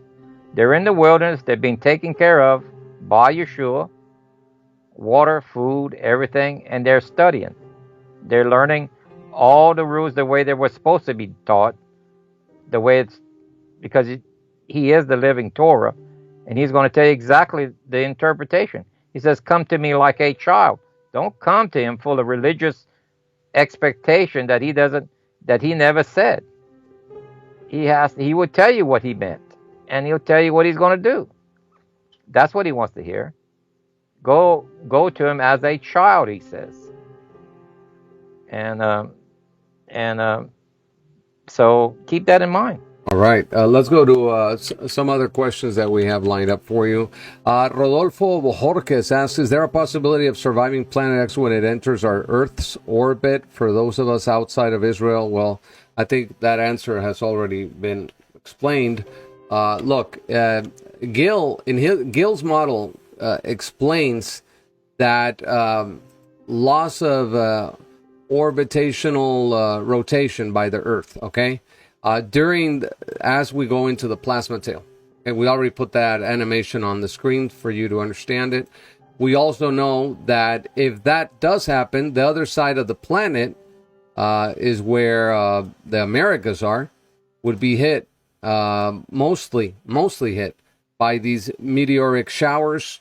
We're talking about a lot of meteors falling down upon cities, upon all the regions, even in the oceans. That's going to affect also the salinity of the ocean. It's going to affect the whole ecosystem. Everything's going to be poisoned. We're going to have in the northern hemisphere the nuclear power plants, which, by the way, are going into cold shutdown soon. Isn't it funny, Gil, that nuclear power in the northern hemisphere is beginning to be shut down? What do you think about that? Yes, just like I predicted that. They would have to do that before the planet arrived. Remember, they're not going to shut that years ahead of time. Why?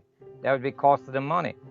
The only time that they can shut it down and just, literally, they have to calculate. Remember, the older ones take longer to cool down than the newer ones.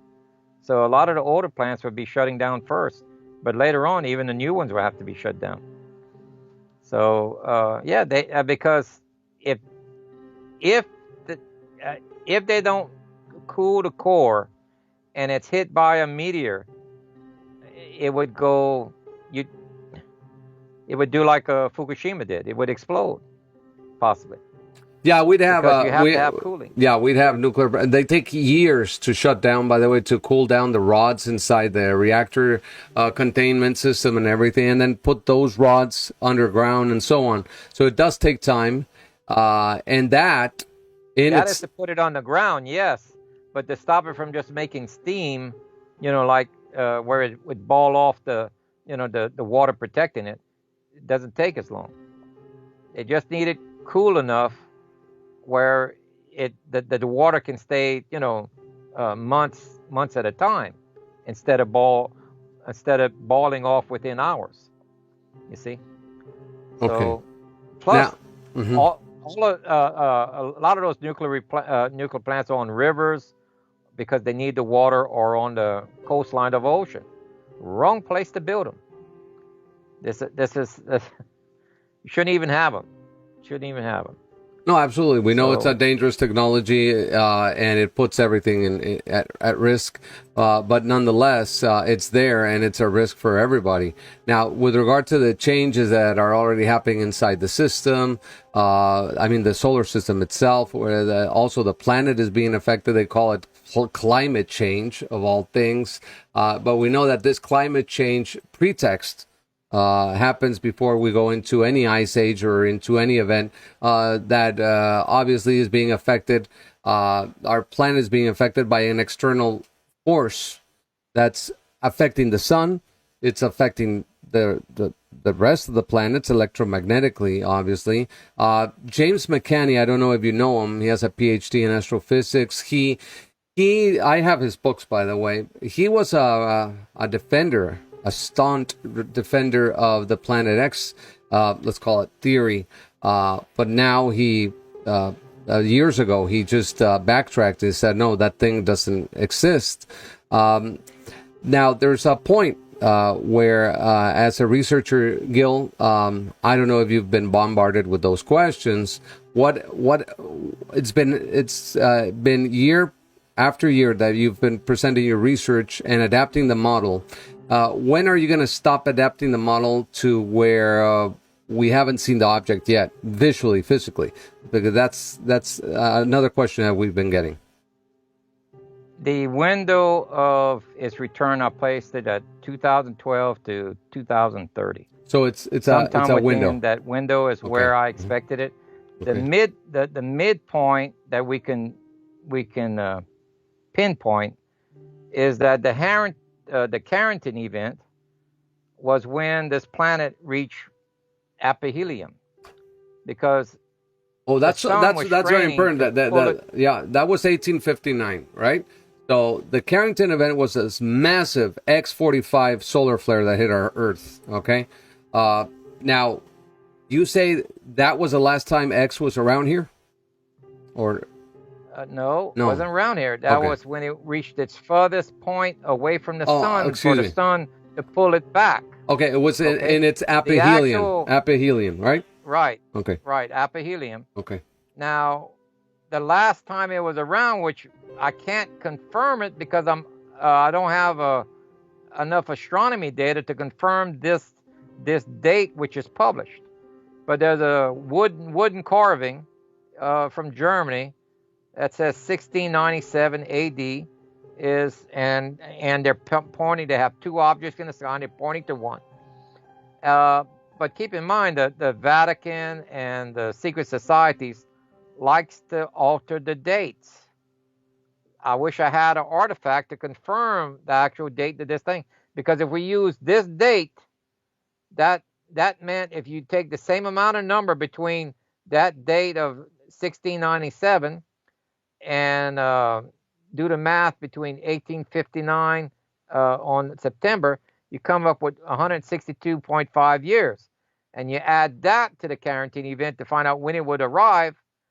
That would have been April of this last year. Okay? Well, we Okay. didn't see it then. Okay? So, but that's the midway point. That means anything close to that date is a high probability of its return.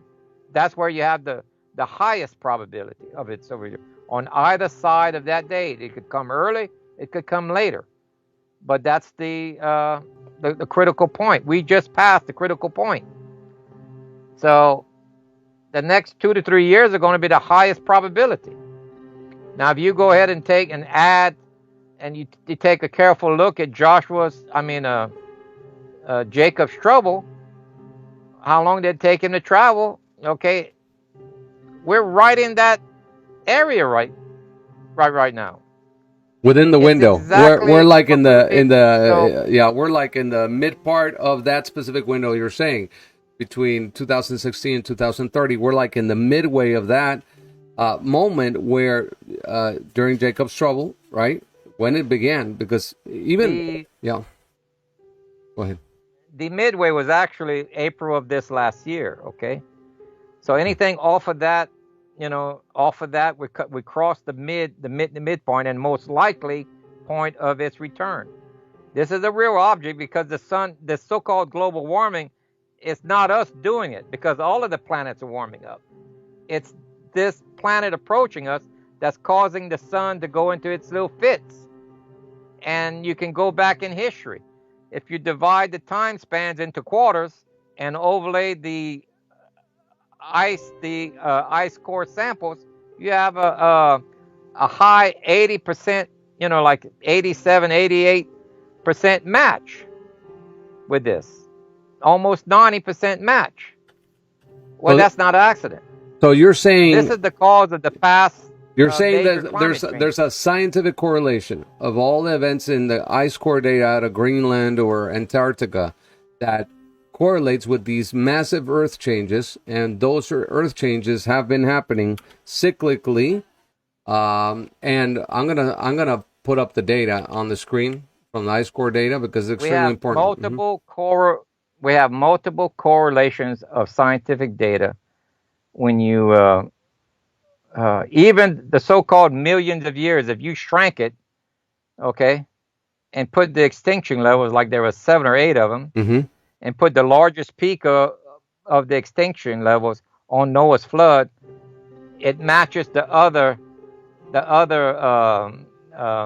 events. We have an exact match again. I mean, this is there's too much data that's overlapping. That confirms. You can look at the scientific research of Dr. Harrington. Robert Harrington. Yeah. Everything. The Vatican. The Vatican. What is Father Malachi? Father Malachi Martin. No, I knew his work very well. I read all his books. Jesuit priest that obviously worked with John Paul II. He knew everything. We have also the Vatican letters that were revealed to Art Bell during the 90s. I have those letters. The Vatican letters, they're called. People, if you don't know about the Vatican letters, these are a series of 2 letters that were given to Art Bell during Coast to Coast AM back in the 90s, where an engineer, a systems engineer, was servicing one of the computers in one of the computer rooms at the Vatican, and he saw a little text where a little text file that said wormwood. And let me see if I can I have him here, but it's an amazing story, Gil. Basically, he saw this little text file, and he clicked on it. It said wormwood, and yeah, I have him right here. I have the PDF. I'm going to send it to you so you can have that for also your reading leisure. This is an extremely serious letter that was revealed on Coast to Coast. I tell you because these are the original emails. I have them right here on the screen right now. I'm sending them to you via Skype right now, Gil. So if you want to open them up, this is extremely important information because when you grab all the data points, okay, and this is so important for people to understand. Did you get it? It's called. I think so. They're called Cartas Vaticanas. Yep, Vatican priest letters. Nope. Nope. I didn't get it yet. It's still processing. Yeah, it's a PDF file. You should. Let me see if you It's taking a while. Yeah. Go ahead. Did it get there? Go ahead. Now, yeah, it should be there. I would like to make one. I'd like to make one particular comment. This planet is not called wormwood. This planet in the Bible is called fiery dragon of old. On the second event, there is a asteroid the size of a mountain that hits Earth. The planet is already gone. It's already on its way out. The second event, which is 150 days later, which is in CO7, is a large mountain-sized asteroid. And it doesn't hit us squarely onto the center of Earth. It hits all the way to the far left that it can hit, which is counter to the rotation of Earth's spin.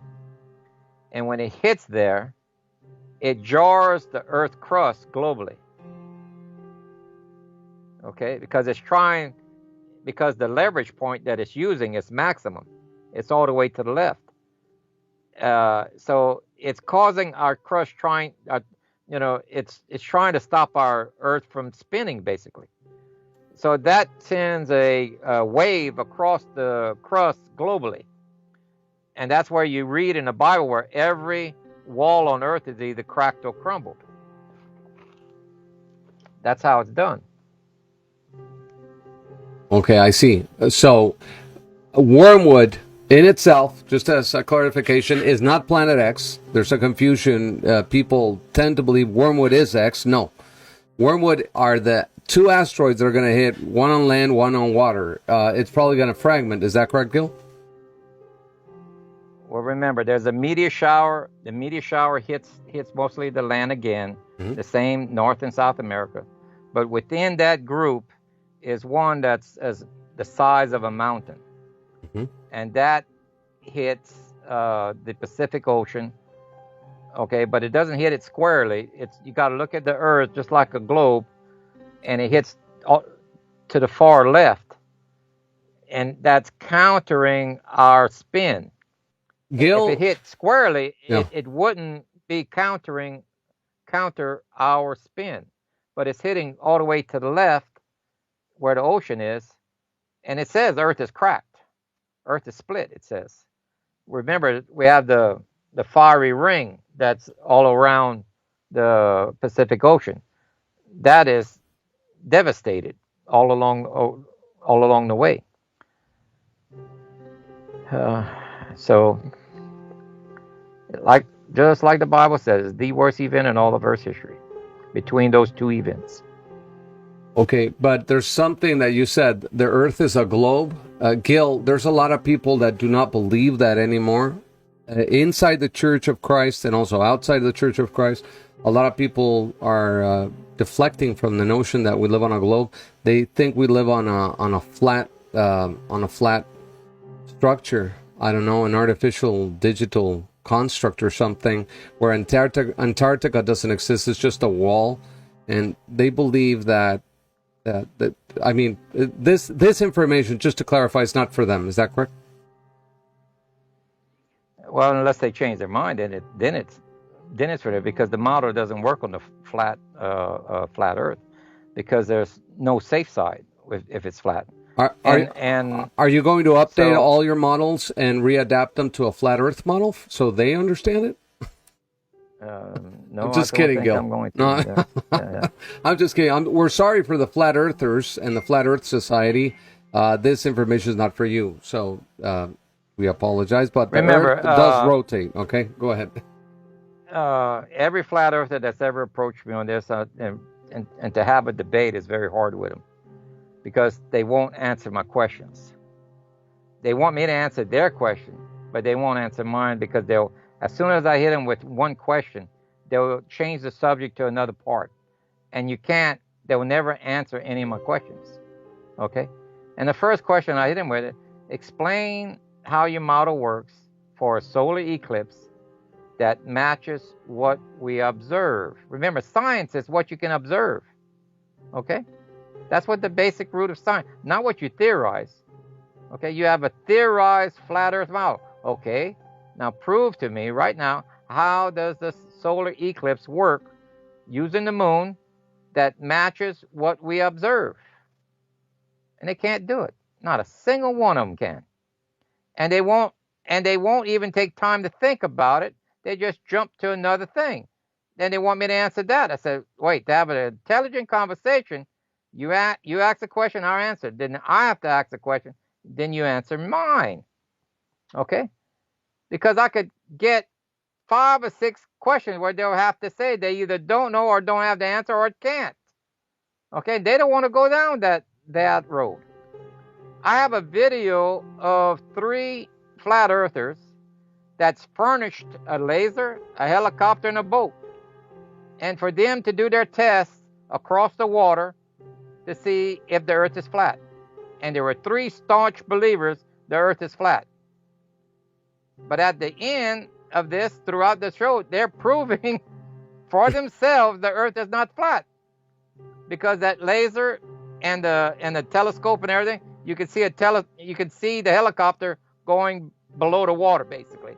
which it's not. It's over the horizon, and he's thinking that the helicopter's crashing, almost.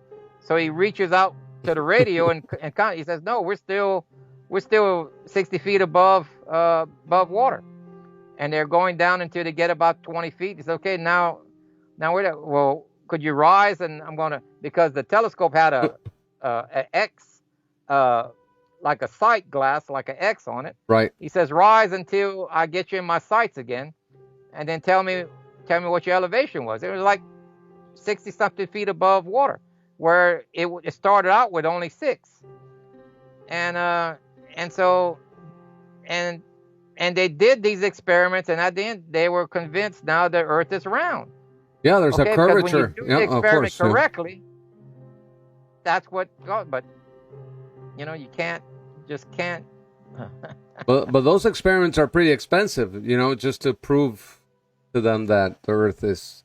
I don't know where this theory is just a detriment to science. It's just an insult to anybody that really understands astronomy the way we do, Gil. And I don't know why they would try to push that. Now, maybe it's part of an agenda to distort the information again, make people not believe anymore.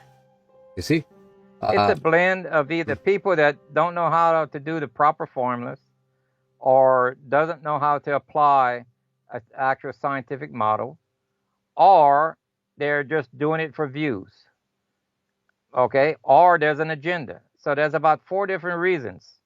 Okay, and they're all there. It's not just one. All of them are in play right here. Okay, but it's just incredible.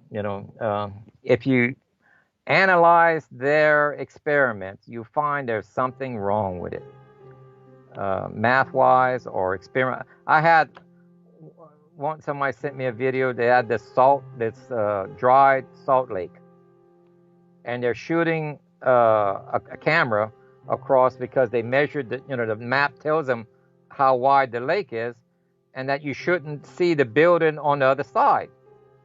Right. Well, you're shooting across a hole in the ground. Of course, you're not going to. There is no hump. There isn't any curvature. You're shooting a lake bed. You're already starting below sea level. They don't even mention that. It's like stupid blonde jokes. You can't have you can't have an intelligent discussion with a flat earther. Their brain is flat. That's a pancake. Now. Let's just move on, Gil. We have here the news clippings, the original news clippings from the IRS information that they said this object was coming in, was 50 billion miles from Earth.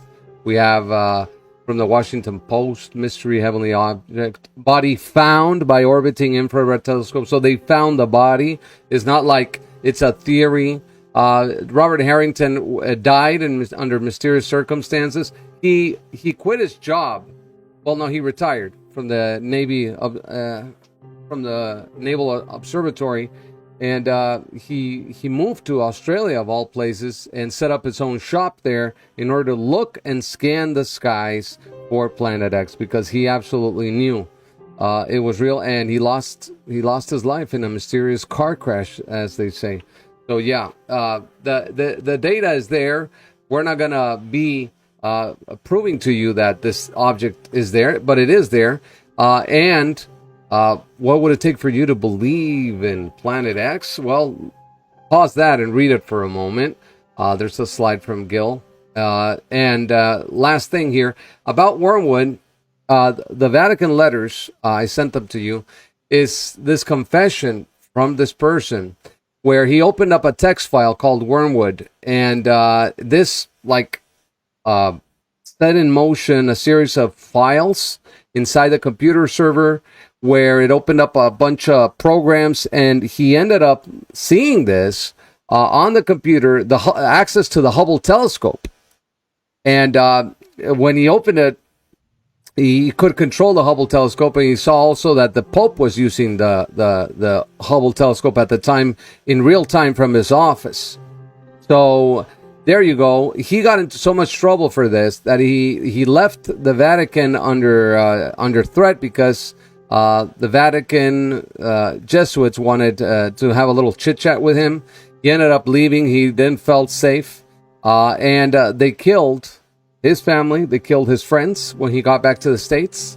And this is all to cover up something so huge called a project where the Vatican is really scouring the sky with more than 66 observatories that they control, mind you, including the Lucifer telescope in Arizona and so many others like ALMA. By the way, did you hear that in ALMA in Chile, one of the astronomers died?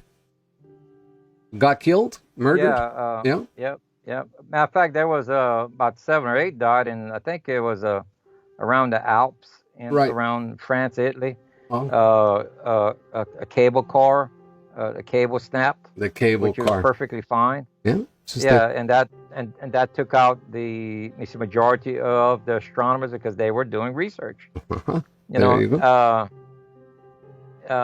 What multiple? About? I mean, like the radio telescope in Arecibo. It just gave way. Lack of maintenance. Yeah. Yeah. Father Malachi slipped Martin. down his stairs. Yeah. In New York, he fell down his stairs, and he knew about Planet X. I have all his notes, by the way.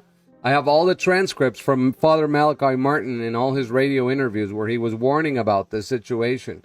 And he knew that the powers that be knew that he knew, and that it was dangerous to talk about back then the word New World Order, and talk about how they were going to reshape the world into their little dictatorial tyranny, and the apocalypse was upon us. So yeah, Father Malachi Martin was part of a few select Jesuit priests that managed to expose this in a literary manner. He was a genius in his own right, and he did leave a lot of information. I'll send you his notes. I have them all.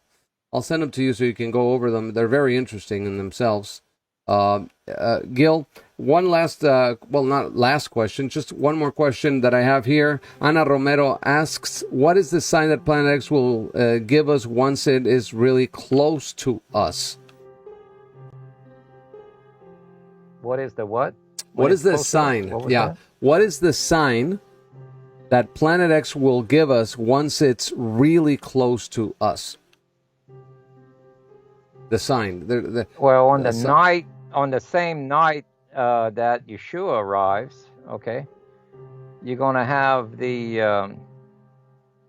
let me see, the moon at the foot of Virgo, and Virgo is going to be illuminated, only Virgo. This is in the nighttime sky, and the reason why she's illuminated is because the tail of the comet had just passed the Earth, and now it's illuminating Virgo. Remember, that's after a 12-hour delay in Earth's rotation. You're looking at Virgo now. Mm-hmm. And the crown of 12 stars and so on. It's there. This is what the people who are going to be in Jerusalem at the time of the Messiah's arrival is going to have that squarely in the sky at the same time. And that's in I think the book of Revelation talks about that. Okay. Some more questions that we have here on our screen right now. One that got really voted on is, we already talked about the estimated date, obviously. You already explained that the model adapts each year, but it has to be during the Passover. We have to start seeing it probably between September, October, the first sightings, if not on January, February of the following year. We would have to search and scan the skies for the object itself. Another question got 73 votes by Kat Os. She asks, hi Alex, I have a question. I've seen your reporting with Gill Broussard about Planet X, and the last interview that he gave on your channel. I saw the map of how the Earth would end up after the pass of 7X, and I observed how the oceans would be absorbed and they would be dry beds over the Atlantic. But my question or my doubt is that isn't it supposed, Planet X is supposed to pass every 470 years or so? Why would it have a more devastating effect if 500 years ago or 1,000 years ago the events weren't as harsh, as you mentioned? The massive onslaught of meteors per hour, for example, would be of major magnitude. But how is it that the America would be devastated, but 470 years ago, this devastation did not happen, as you mentioned, at this scale? I hope this question gets selected and answered, and asked to Gill and answered. The Greens, and thank you. I hope everything is better. Okay, so that's her name is Kat. So if you want to answer that, Gill, go ahead. Sure. Not every time that Planet X comes by does it pass close. Remember, Earth is moving around the sun, and this planet has a dedicated path. Whether or not Earth and it's going to meet at the same point, like it's about to, is a very rare event. Okay, usually we're X amount of months away from it, or X amount of weeks away from it. The last time it came close was during Yeshua's time, whenever he was on the cross. Okay, that was about the closest event that we had. It came so close on one of the times, like Hezekiah, it changed our calendar year from 360 to 365 and a quarter. It drug us slightly outward to where our calendar year changed. This is the cause and effect. Okay. But the Bible says this next time is the worst time in all of Earth's history. It is going to be a very close call. Matter of fact, if you were to calculate it straight on, we'd have a collision. But Earth is going to slow down in its forward speed to probably to about 10 to 15% of its normal speed. And its rotation is going to end up stopping. Now, what you saw as far as that water, where it was dry land across the Atlantic, was only for one particular reason. If the Earth stops rotating, there's a 12-mile bulge around the equator. That water starts to separate north and south. Part of it goes north, part of it goes south. But it would take a whole week for all of that water to move before that dry land would show up. We'll probably only have maybe 3 days of that type of model of water moving, equivalent to about 2 to 3 days worth. So you're going to have flooding in the coastlines, the coastal communities of anyone living in the northern and southern highest part of and the lowest part of that hemispheres. So the extreme points will be flooded. The ice caps will float. And when Earth tilts, then the ice caps relocate. Like the way it did the last time, it landed over Canada and part of North America. That's how those ice caps got there. The water flooded, and when Earth tilted, and when it went back, it settled right where it was. So it's going to happen again, but maybe not in the same place. Okay. But you're looking at massive ice sheets floating and moving. Greenland as well would be the size of a continent. Greenland as well would be shifting. Yes. Yep, absolutely. Do you think? Yes, because it's too far north. The further north you are, right, the more likely that's going to happen. Now we know that the tilt would be more or less 28 degrees, not more than that. The Earth won't flip over 180 degrees, so people know this. Yep. Mm-hmm. Okay. Yeah, because people tend to go all Hollywood on this. We talk about these events, and they tend to just start going bonkers with it. It's all like all California is going to go into the ocean kind of deal. It's not the case, but the coastlines will get flooded. Especially, look at Death Valley. It's under ground level. You have under sea level. You have Holland, for example. It's under sea level. The northern part of Europe is going to be probably affected. Mm-hmm. So if Yep. well, okay, there's a question. If I'm in Mexico, what would be the safest place in Mexico so I can seek refuge when this thing starts happening? The center of the continent and away from major cities. That would be the safest point. You don't want to be inside a city. A city is a death trap. The coastlines also. So you need farmland where there's water, natural water running as a backup. Some way of storing a lot of water as well. Maybe a place to hide. Some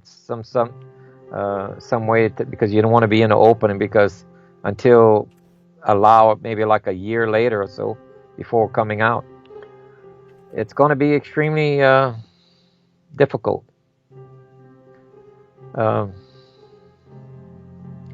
North America has gone through these meteor showers multiple times. Remember, most cultures have a written language or where they have documents. The North American Indians don't have a written language.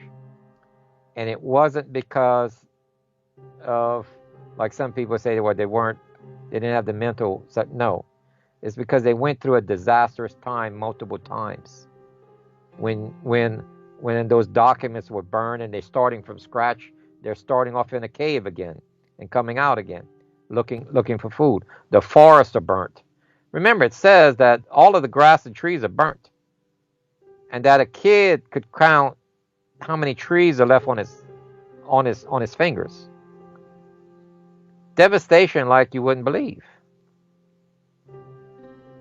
This is you don't want to be on the half of the planet that is going to be absorbing this meteor shower. And I'm telling you ahead of time, the astronomers are going to use a model that doesn't account for a 12-hour rotational delay. They will claim the meteor shower is going to hit the Middle East. This is exactly the false miracle of the false Messiah. He's a Muslim leader. He's telling the Muslims not to worry because they're caught, because no one would give them a visa because they were doing terrorist activity. No one will allow them in their country. They're locked into their own country. And then here's their Islamic leader saying not to worry, that he'll change times and laws, that he'll slow down the earth by 12 hours and cause fire to fall on their enemies. Well, that's North and South America. Okay, we don't want to be there. So, yep. Mm-hmm. Yes, that is the false miracle of the Antichrist. Right, but even if you survive the bombardment, the meteoric bombardment of North and South America, Central America, Puerto Rico, the Caribbean, whatever, even if you survive it, I mean, what's the survival rate of, how is this going to affect the weather? How's it going to affect the access to water, clean water, and so on, right, Gill? Well, remember, it says that 1/3. The Bible already clearly says that 1/3 that they'll wish death for 5 months before death comes. And then that's when death comes. Now, you can either take it as for what it says to be literal, that everyone is dead, or the amount of people who did survive it is so small that you don't even count it. As far as the amount of millions of people that are living here. People say don't take the Bible literal. Well, you don't understand it. I would definitely take it literal, because the scientific facts and the order of events are exactly following a model. It's correct right up to the hour. Oh, absolutely. It still comes mid of that night. Yeah, well, if you don't believe in the Bible, then you're going to have a hard time believing what I'm telling you. And if you need proof, I give you the proof the Bible is correct in its timing on these events. Just be amazed at the timing, to the exact hour, minute, day that these things are occurring. They're not random acts. It's not. These are exact timings. Eva Hewick. Remember, this was Yeah. predicted over 2,000 years ago. You know, this Absolutely. event right here was predicted 2,000. We had 5 other events in between. He didn't mention a word about it. But this event, when Israel is formed, that generation will not die out before all is fulfilled. And he's able to give you the hour, mid of that night, after a 12-hour delay, of Yeshua returning in Jerusalem on Mount Zion, with the 2 witnesses arriving 3.5 days prior to that, at the Feast of Unleavened Bread. All right. We just opened up the chat room. Thank you, Gil. We just opened up the chat room to everybody. Eva Hewick, it says, can you tell me about Canada during this event? I live in Canada. She lives in Canada, Gil. Same thing, same scenario. Northern Canada will have a major flooding area, the northern part of it, because of just like I said, when the Earth stops on its rotation, the water around the equator will go to the northern and southern poles, flooding coastal regions and inland regions if you're too far up north. Well, half of Canada is more than half of Canada is too further north. Now, will ice? I think part of the ice on the east coast will cover, probably the ice caps might just cover the eastern part of Canada. There's a very strong possibility of that, because the tilt is in between Greenland and your eastern coast, going down through the middle of Brazil, is approximately 90 degrees from Jerusalem. That's as close as I can give it to you, that it would be somewhere around that area as being the tilt area. The impact area, remember, Yeshua comes mid of night. When is the impact? Mid of day, 180 degrees from Jerusalem. That's a key sign right there. That's a key sign. Will be the impact, right? Because the impact on the first meteor shower is during the daytime. The second impact with Wormwood and the other meteor shower, that's at the nighttime, because it pushes us slightly closer to the sun, and that's when you get Enoch's calendar, 364-day year. See, Enoch's prophecies have not been fulfilled yet. It's about to, though. And when was Enoch written? Before The Noah's flood. Yeah, of course. Yeah, he was Noah's grandpa. It's fixing to come true. Grandpa Enoch, Noah's grandpa. Right. Yeah. Not a dot or tittle in the Bible is going to go away before all is fulfilled. Okay. Understand that. I have the graphic of Israel as the pivot point, as the central point of this shift of 6 to 8 degrees for the audience, so they understand that that's basically the other side of the earth going to get hit. So that's part of the analysis, incredible analysis and ability to extrapolate this information, put it into a graphical format by Gill Broussard. He's an amateur astronomer, biblical researcher, worked for the oil industry for his entire life, and just tried to disprove Planet X, and then came into the knowledge of truth in the Bible, and just got overwhelmed by the events, the astronomical events and other things that happen on this earth thousands of years ago, that prove beyond a shadow of a doubt that the cosmos does move and shake and bake by God, by God's own hand, and that you are being summoned, you are being called, you are being chosen, if you want to take it that way, to listen to a message that could possibly mark you for the rest of your existence, to the notion of, should I stay or should I go now? If I stay, there will be trouble. If I go, there will be double. I don't know. What do you think, Gil? Gil, can I go with you? Can I go with you, Gil? Gil, can I raise my hand? Can I go with you on your boat? Yeah. I want to go with Gil. Without a doubt. Whether or not we're out on a boat or a plane or whatever, yes. But keep in mind, half of the bridesmaid is considered foolish. They don't make it to the place of safety. The bride makes it, and the wise bridemaid, but the foolish bridemaid, they're left behind. Remember, they're turned over for 10 days. They sit in a jail, and then they get their heads cut off, because they either have to accept the mark of the beast, which is they have to switch over to Islam, or they're killed. So. Can I take my gold? Can I take my gold? Yeah. Can I take my gold bars? Yeah. Oh, yeah. All right. Gill, to that respect, people are still asking, I live in Babylon, America. Where is the safest place in Babylon, America to be while all this happens? I mean, people are not listening that they have to not be on that half of the globe when the meteors start falling. That's basically after the seventh seal, right? Okay.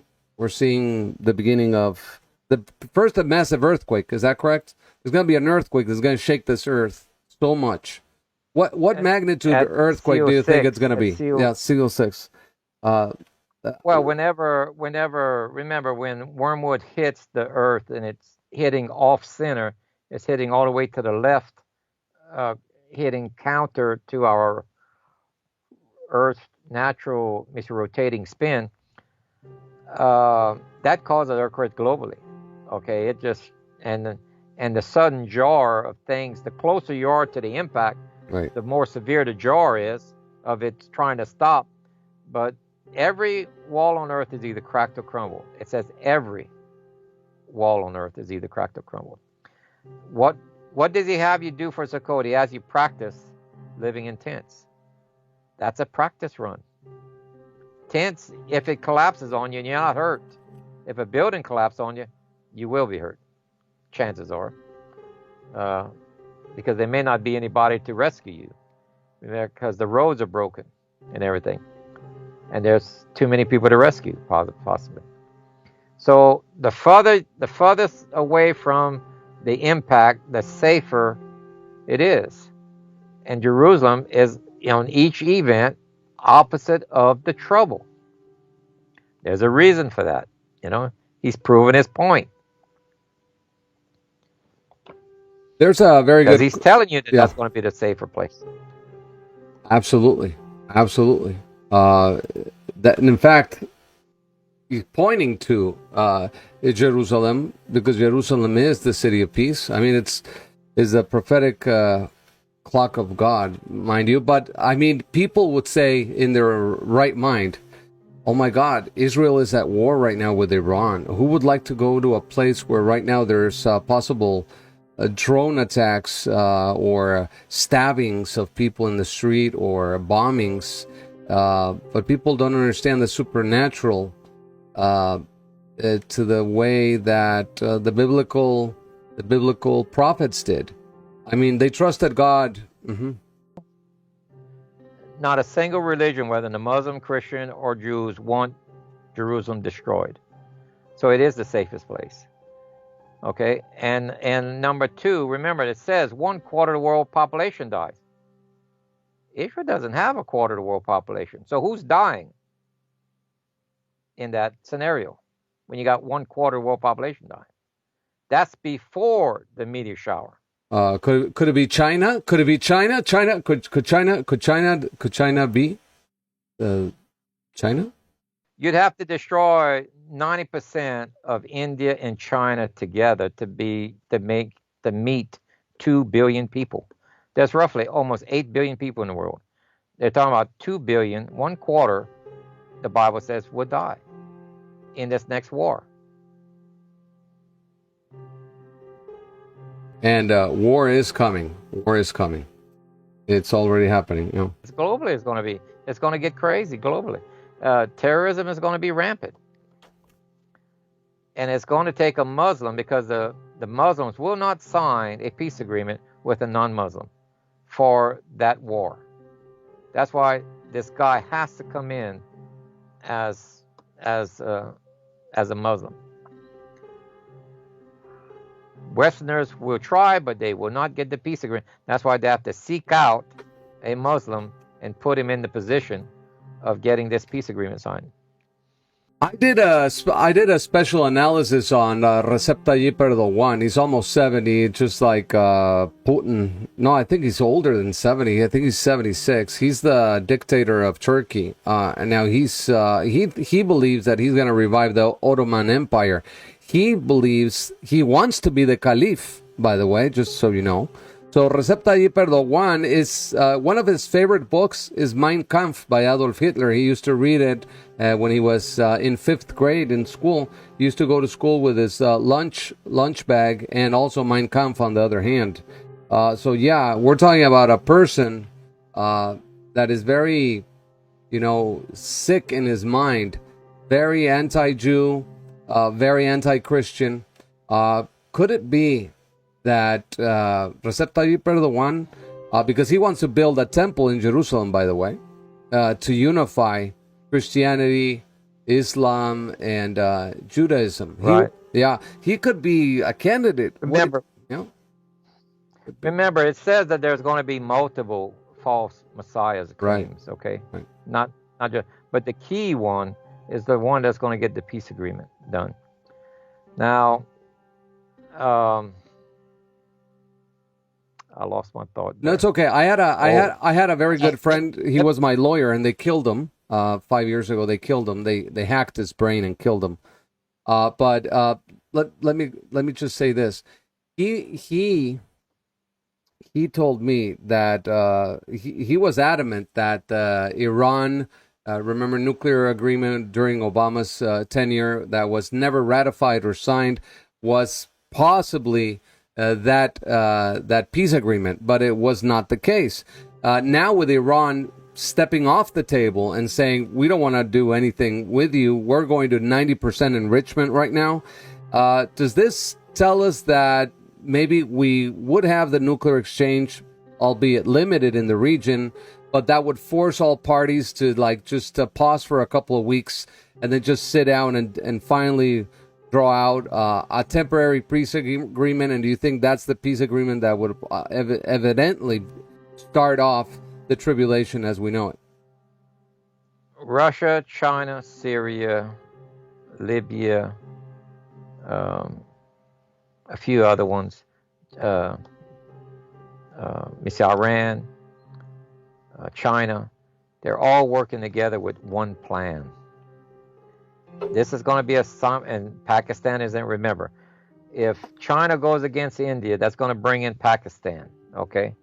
All right, and if they're attacking them, that's going to bring in Miss Australia, okay? Then if China goes and attacks any of the other island nations, okay, that's going to bring in the Philippines, it's going to bring in South Korea and Japan and the U.S. and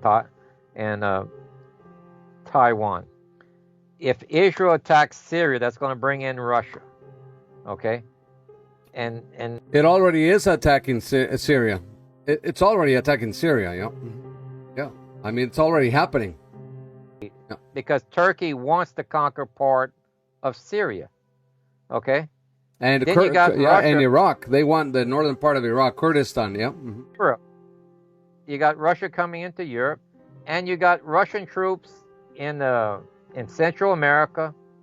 You got Chinese troops both in Canada and Mexico. You got Cubans, you got Nicaraguans, you got all these. You got Russian submarines, you got cargo ships of the Chinese that have missiles on them. All that's going to come into play at once. Oh, and then it's like I have all of J.R. Nyquist's books here. I've read everything by Benjamin Baruch and everything. I know how they're going to invade us and everything. Irrestricted warfare by the Chinese. I've read that. I read the discourses and the speeches by General Chi Hao-shen, how they were going to unleash biological weapons against us, and then they're going to use ships, regular ships, container ships, as you say, to attack us. And invade us continentally. All this is playing out perfectly. I have sources within Mexico that have released information to me. There's an island chain off the coast of Jalisco called the Islas Marias. Now, these Islas Marias used to be a sort of prison for criminals in the last century, sort of like Alcatraz. And then the president right now, President Obrador, when he got into power, he undid that, and he took over the island chain supposedly to create a hotel and allow people to travel there for vacation reasons, but that's not the case.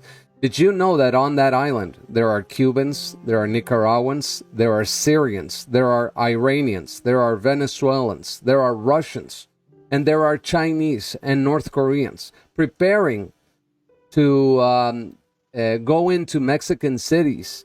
They are being trained to know Spanish. They are being trained with the geography of each of the cities where the business people live, where their homes are, where the schools are, where the most important government buildings are. They're being trained.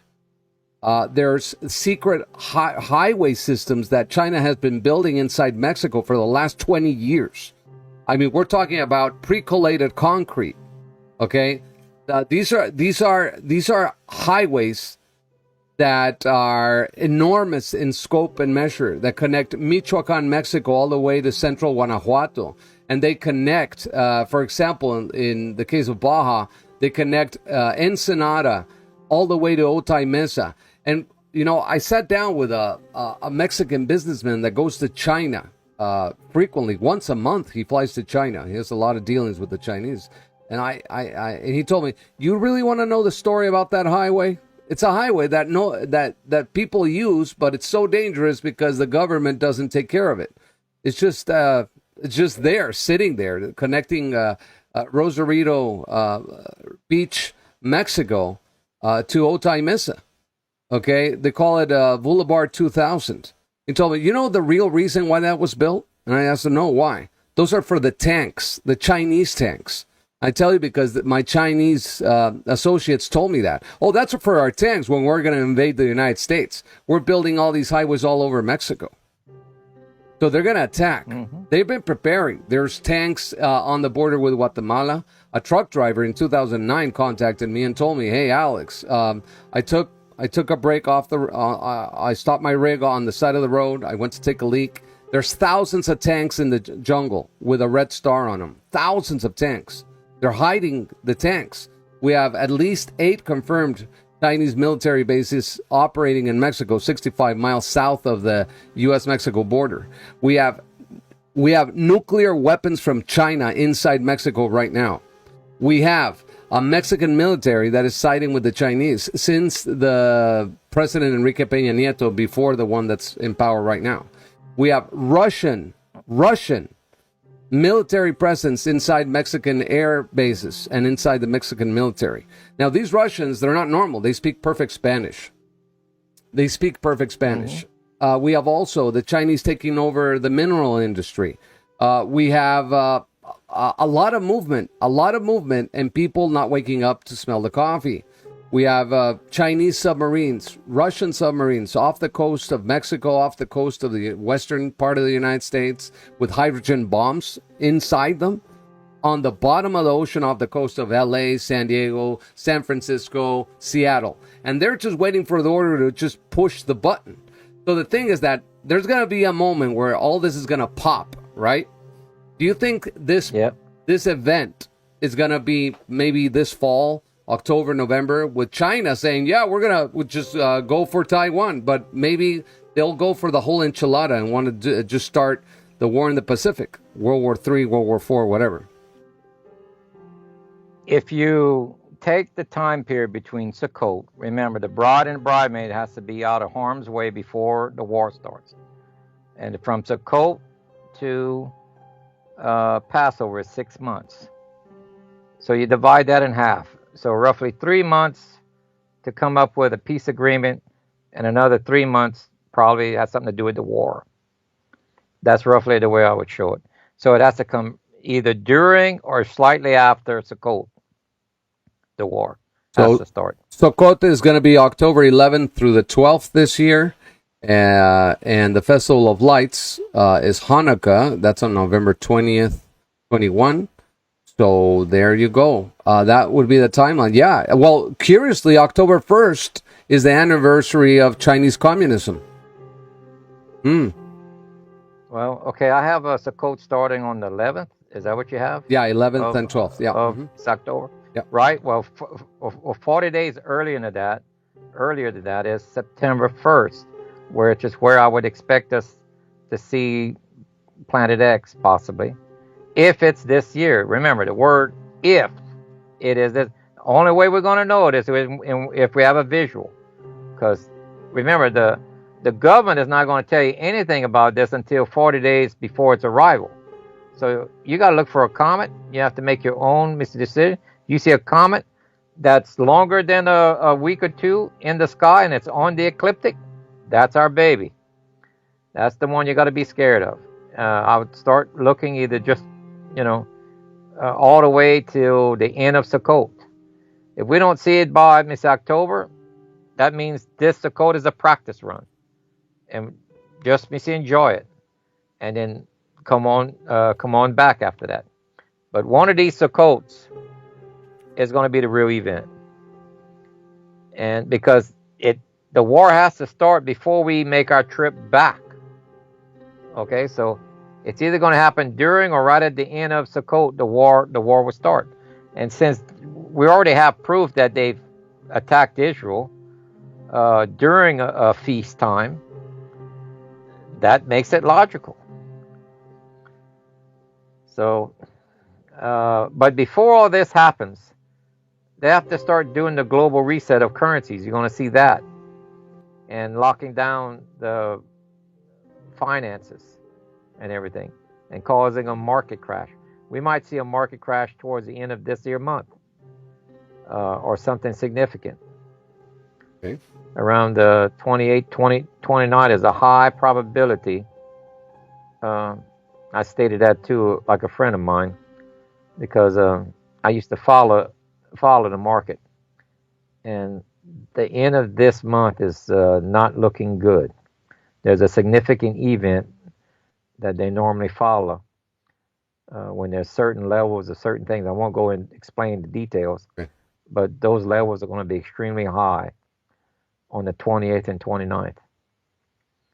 So at the last 3 days of this month, I'm worried about. Okay, this month, last 3 days, possible economical event on the rise, something that might obviously increase the pressure on all those countries that are being just taxed to the extreme with regard to the economical pressure of providing for their populace. But they don't give a damn if you eat or drink or whatever you do. They don't give a damn about you, your life, your family, your house, your home, your assets. They don't give a damn if you're homeless right now and you lost everything due to Fannie Mae back in 2008. Fannie Mae is going to be, just like a kindergarten story in comparison to the global food shortage that's already here, and that by October and November, during this time that Gill is mentioning Sukkot and he's mentioning all these events on the horizon, it could dovetail perfectly with the sighting of a possible comet-like, a planet-like celestial object that will be coming in toward our solar system, and that are obviously observable. That we are observant. Sorry. Yeah. Go ahead. Remember, you don't need a telescope. Only thing you need is your eyes. You don't need a iPhone you're going to be able to see this with your own eyes. It's going to look like a comet at night. It's going to be there for the rest of the time, all the way to Passover. Remember, a normal comet only lasts a week or two. This is not a normal planet. This is a planet-sized comet. This is a big guy. So you're going to see it, instead of the 13 months, we're going to have a short notice. I figure if we look at the biblical stories and what he trained us for, the men that would normally go for these practices have to know that they got to bring their family. So they have to have a pre-sign in the sky that this is the final one. And so I'm expecting us to see it before Sukkot. So this September and October is very important to be watching these next couple years. This one especially because we've seen how much food factories they shut down. Russia is here in the middle in Central America. Everything that you've named says they wouldn't be doing that another year ahead of time. It's possible, very possible, that we might see them execute a plan towards the end of October here, or mid-October. So that means they got to soften us up, kind of lock us down with our finances and staying home and a disease or whatever way that they can make us where we're not mobile and crippled, with food and money before this happens. So you can expect the financial situation to get bad, the fuel situation to get worse, the stock markets to possibly cradle or whatever. Anything where you can't manipulate or maneuver to go against them. Absolutely. I mean, with respect to that, I believe that even at this point and juncture, since we're talking about a possible extinction level event in many respects for the people that live inside a city, it would be an extinction level type of event because you're in danger of a total collapse of the system which you are dependent upon to survive.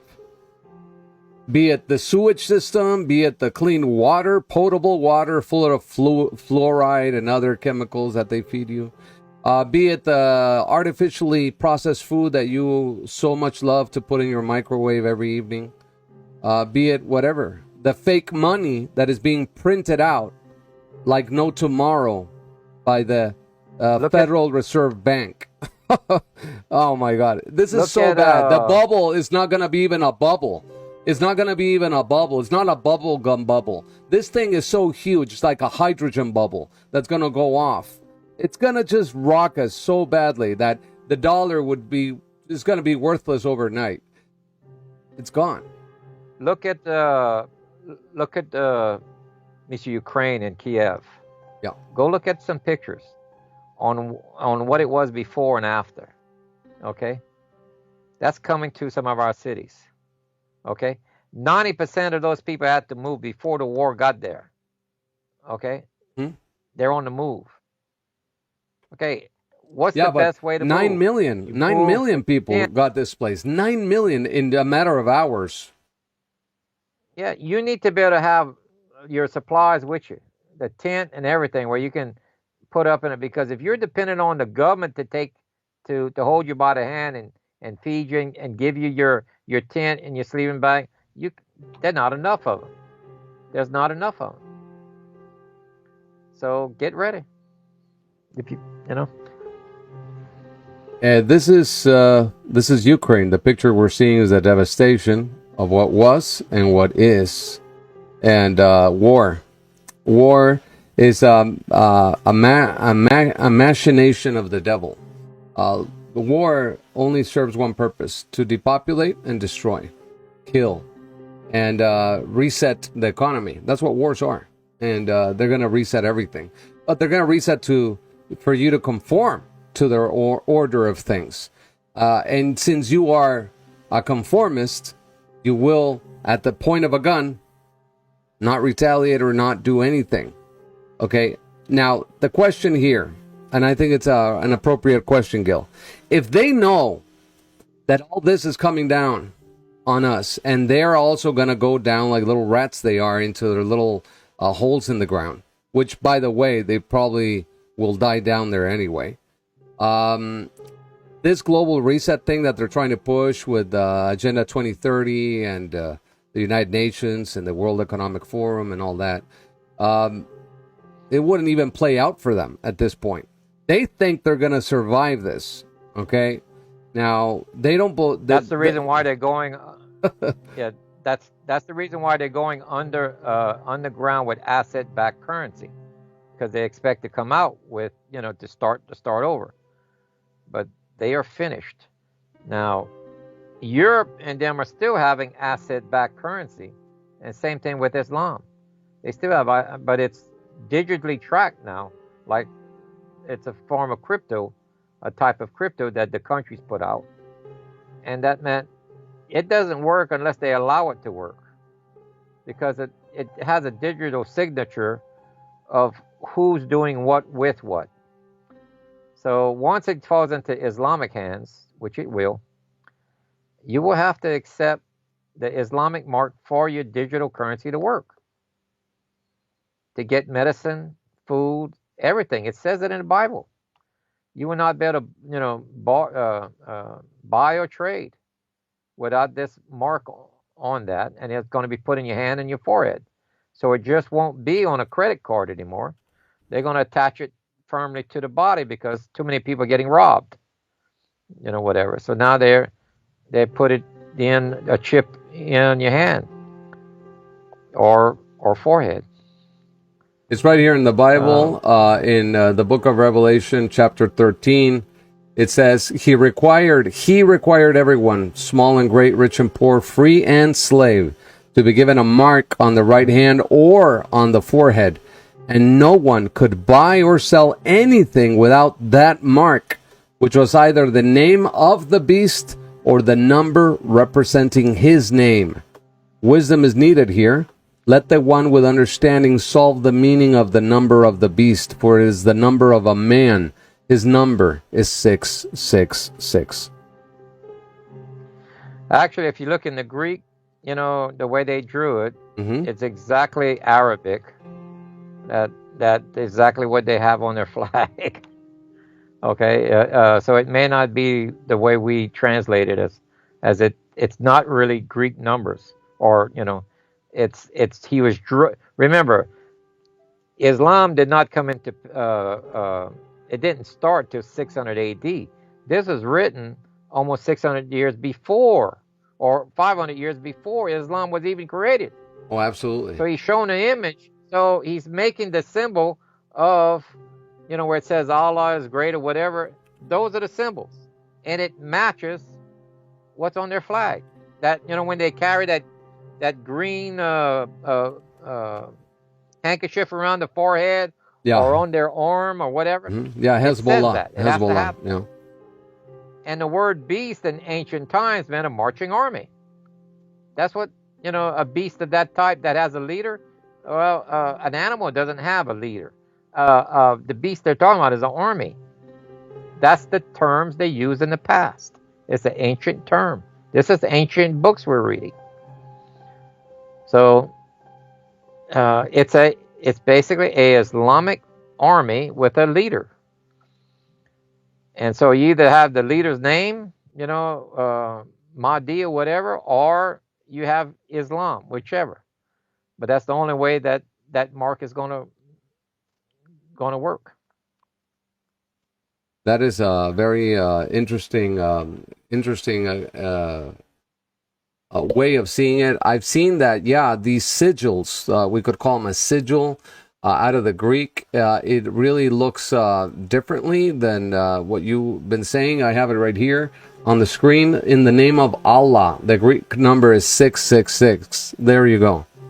Exactly what you were saying just now. If you go back and look at the original text, the actual way it's oh my written, God, is exactly the same. Wow. Oh my God, we're watching it on the screen right now. In Arabic, in the name of Allah is the Greek number 666 on your screen.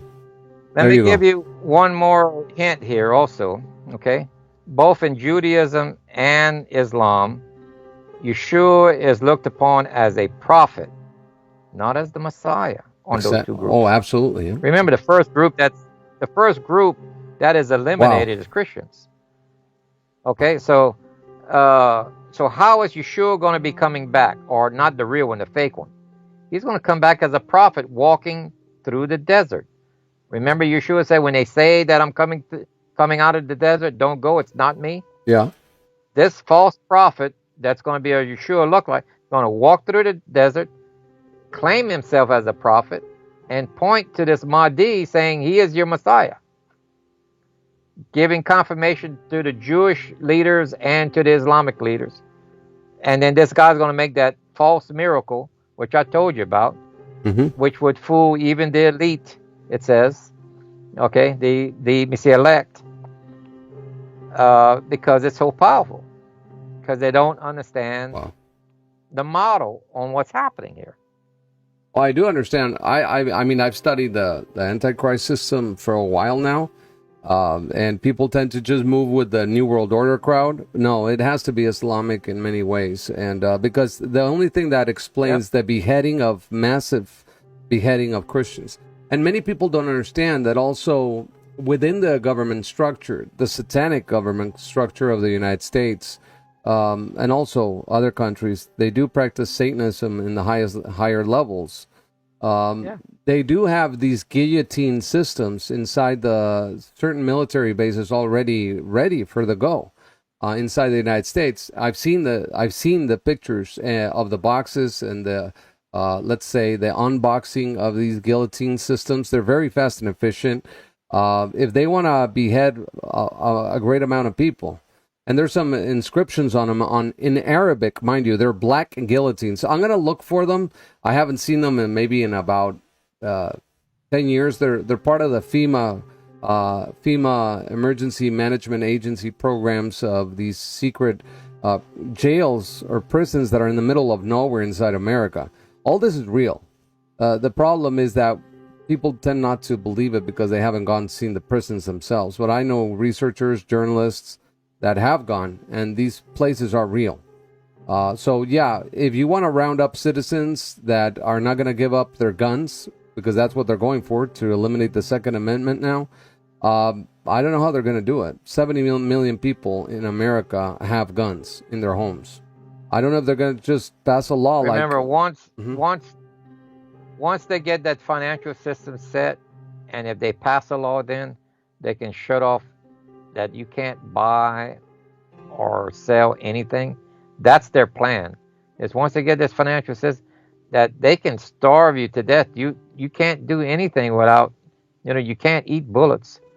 So once they have this total control of this financial system, that's where their real power comes into.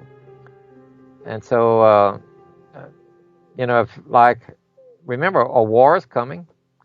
And whoever's left with his guns, fine, they'll take you out the other way, when they turn off your financial later on. So, they got you coming and going. That's why Yeshua said, he says, luckily, they're going underground on the wrong half of the earth. They're going to end up dying. And there's not enough of them left in Europe. And they fall to a trap. It's the seven thunders. And Islam captures them. And then Israel is completely alone. Israel has no allies. A lot of Asia is devastated on the coastline. Australia is gone. New Zealand, most of India.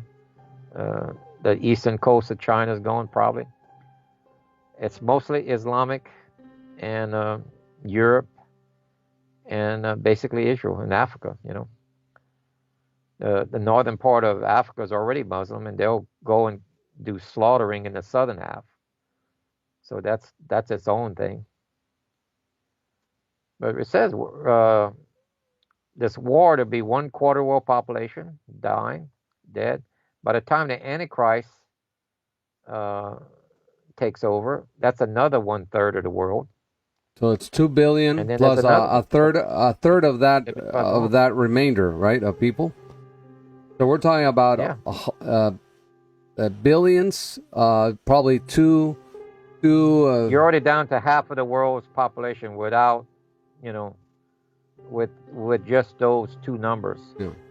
That ain't counting the rest of the numbers that it talks about. 4 billion. So. And quickly, these massive events will be quick. Once the apocalypse really starts to unfold. It's 7 years, so all of the events will start unraveling really quickly, especially the cosmic events that are outlined in the beginning, right? The sixth seal and all that. Mm-hmm. Keep in mind, if things reverse right now and it doesn't escalate, then we just got a practice run on the Sukkot.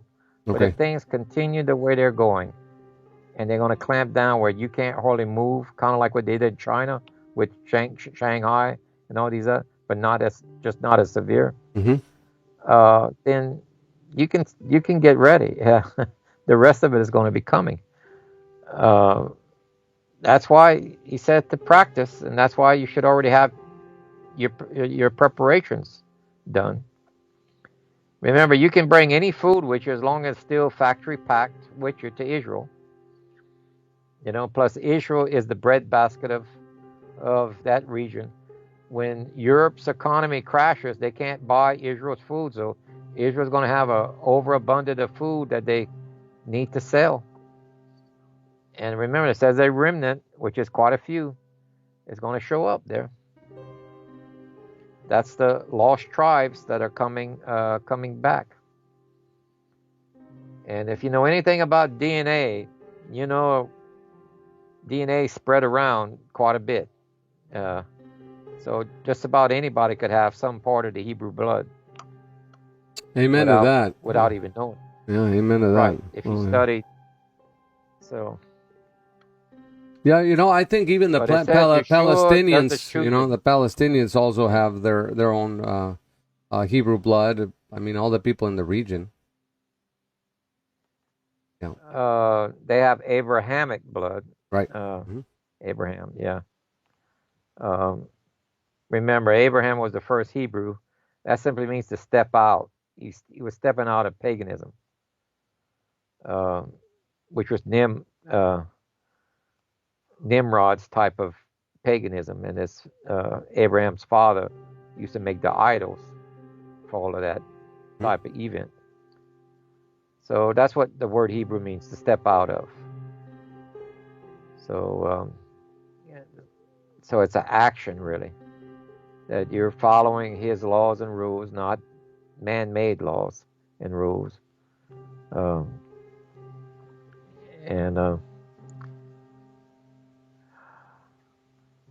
It's something else. Thank you, brother. Well, Alex. Okay, we're done for today. Thank you. I think we covered everything. I'd like to thank you personally. I send you many blessings your way, brother. Shalom, and thank you for taking this time without any breaks. I didn't give you any breaks. I'm sorry. I tend to go long sometimes on my interviews, but for me, it was delightful to have you on the air live on our live stream right now in English. Gill P. Broussard, an astronomer, an amateur astronomer that takes this seriously as it can get. You need to start paying attention, okay, people? Not deflecting away from the word or what's to come upon this wretched earth, which he proclaimed as his triumphantly the day that he expired on the cross, went into a tomb and resurrected triumphantly and ascended up to heaven, promising his return to this planet that we call Earth, to this planet where he will resurrect the living and the dead and the living, for his glory. In Yeshua's name, amen. We sign off, thanking everybody that watched this transmission today. Until next time, my name is Alex Backman. If you want to contact Gill Broussard, his website right now is down. As you can imagine, we don't know why, but it's planet7x.net. But if you want to chip in and help him out, Gill, everything you offer on your Google Drive and everything you've done throughout the years is free of charge. But how can people support you? PayPal. They can either send it by my email or like planet7x@gmail.com, and it would pull it up. And any help is appreciated. All right. But it's not required for the book or anything like that. Everything is free. Everything is free? You see, everything is free. He's done this out of service to our Lord Yeshua, Jesus Christ. But if you want to chip in, also, if you're in America, via Zelle, the Zelle app on the banking cell on our mobile phones, you can send a little bit his way as a token of thanks to Gill and his stellar work. It's a lot of work. It's a lot of analysis. It's a lot of reading. At least invite him a cup of coffee. His Zelle is the same, planet7x at gmail.com. Planet7x@gmail.com. Send a little help Gill's way. All right, it'll help him, along the way. As with all of us, we always are thankful to our audience because this is sponsored by you. This live stream was sponsored by our members. And in the future, I will voice over this interview for our Spanish-speaking audience. If not, use the automated translation option on YouTube. Thank you, Gill. Any last words? Bye-bye. No, thank you. Thank you again, Alex. Bye-bye. Fate rarely calls upon us at a moment of our choosing. Thank you for listening. This was another special interview by Conciencia Radio Network. You may write to us with your suggestions and comments to Conciencia Radio. That's CONCIENCIA @yahoo.com. If you wish to contact me directly, email me, Alexander Backman, at ABBA, that's ABBA, at alexanderbackman.com. Backman is BACKMAN. Till next time, everybody. Rock a shock. Conciencia Radio TV. youtube.com/Conciencia Radio. Suscríbete. Danos like y comparte. Es decir, hazlo viral.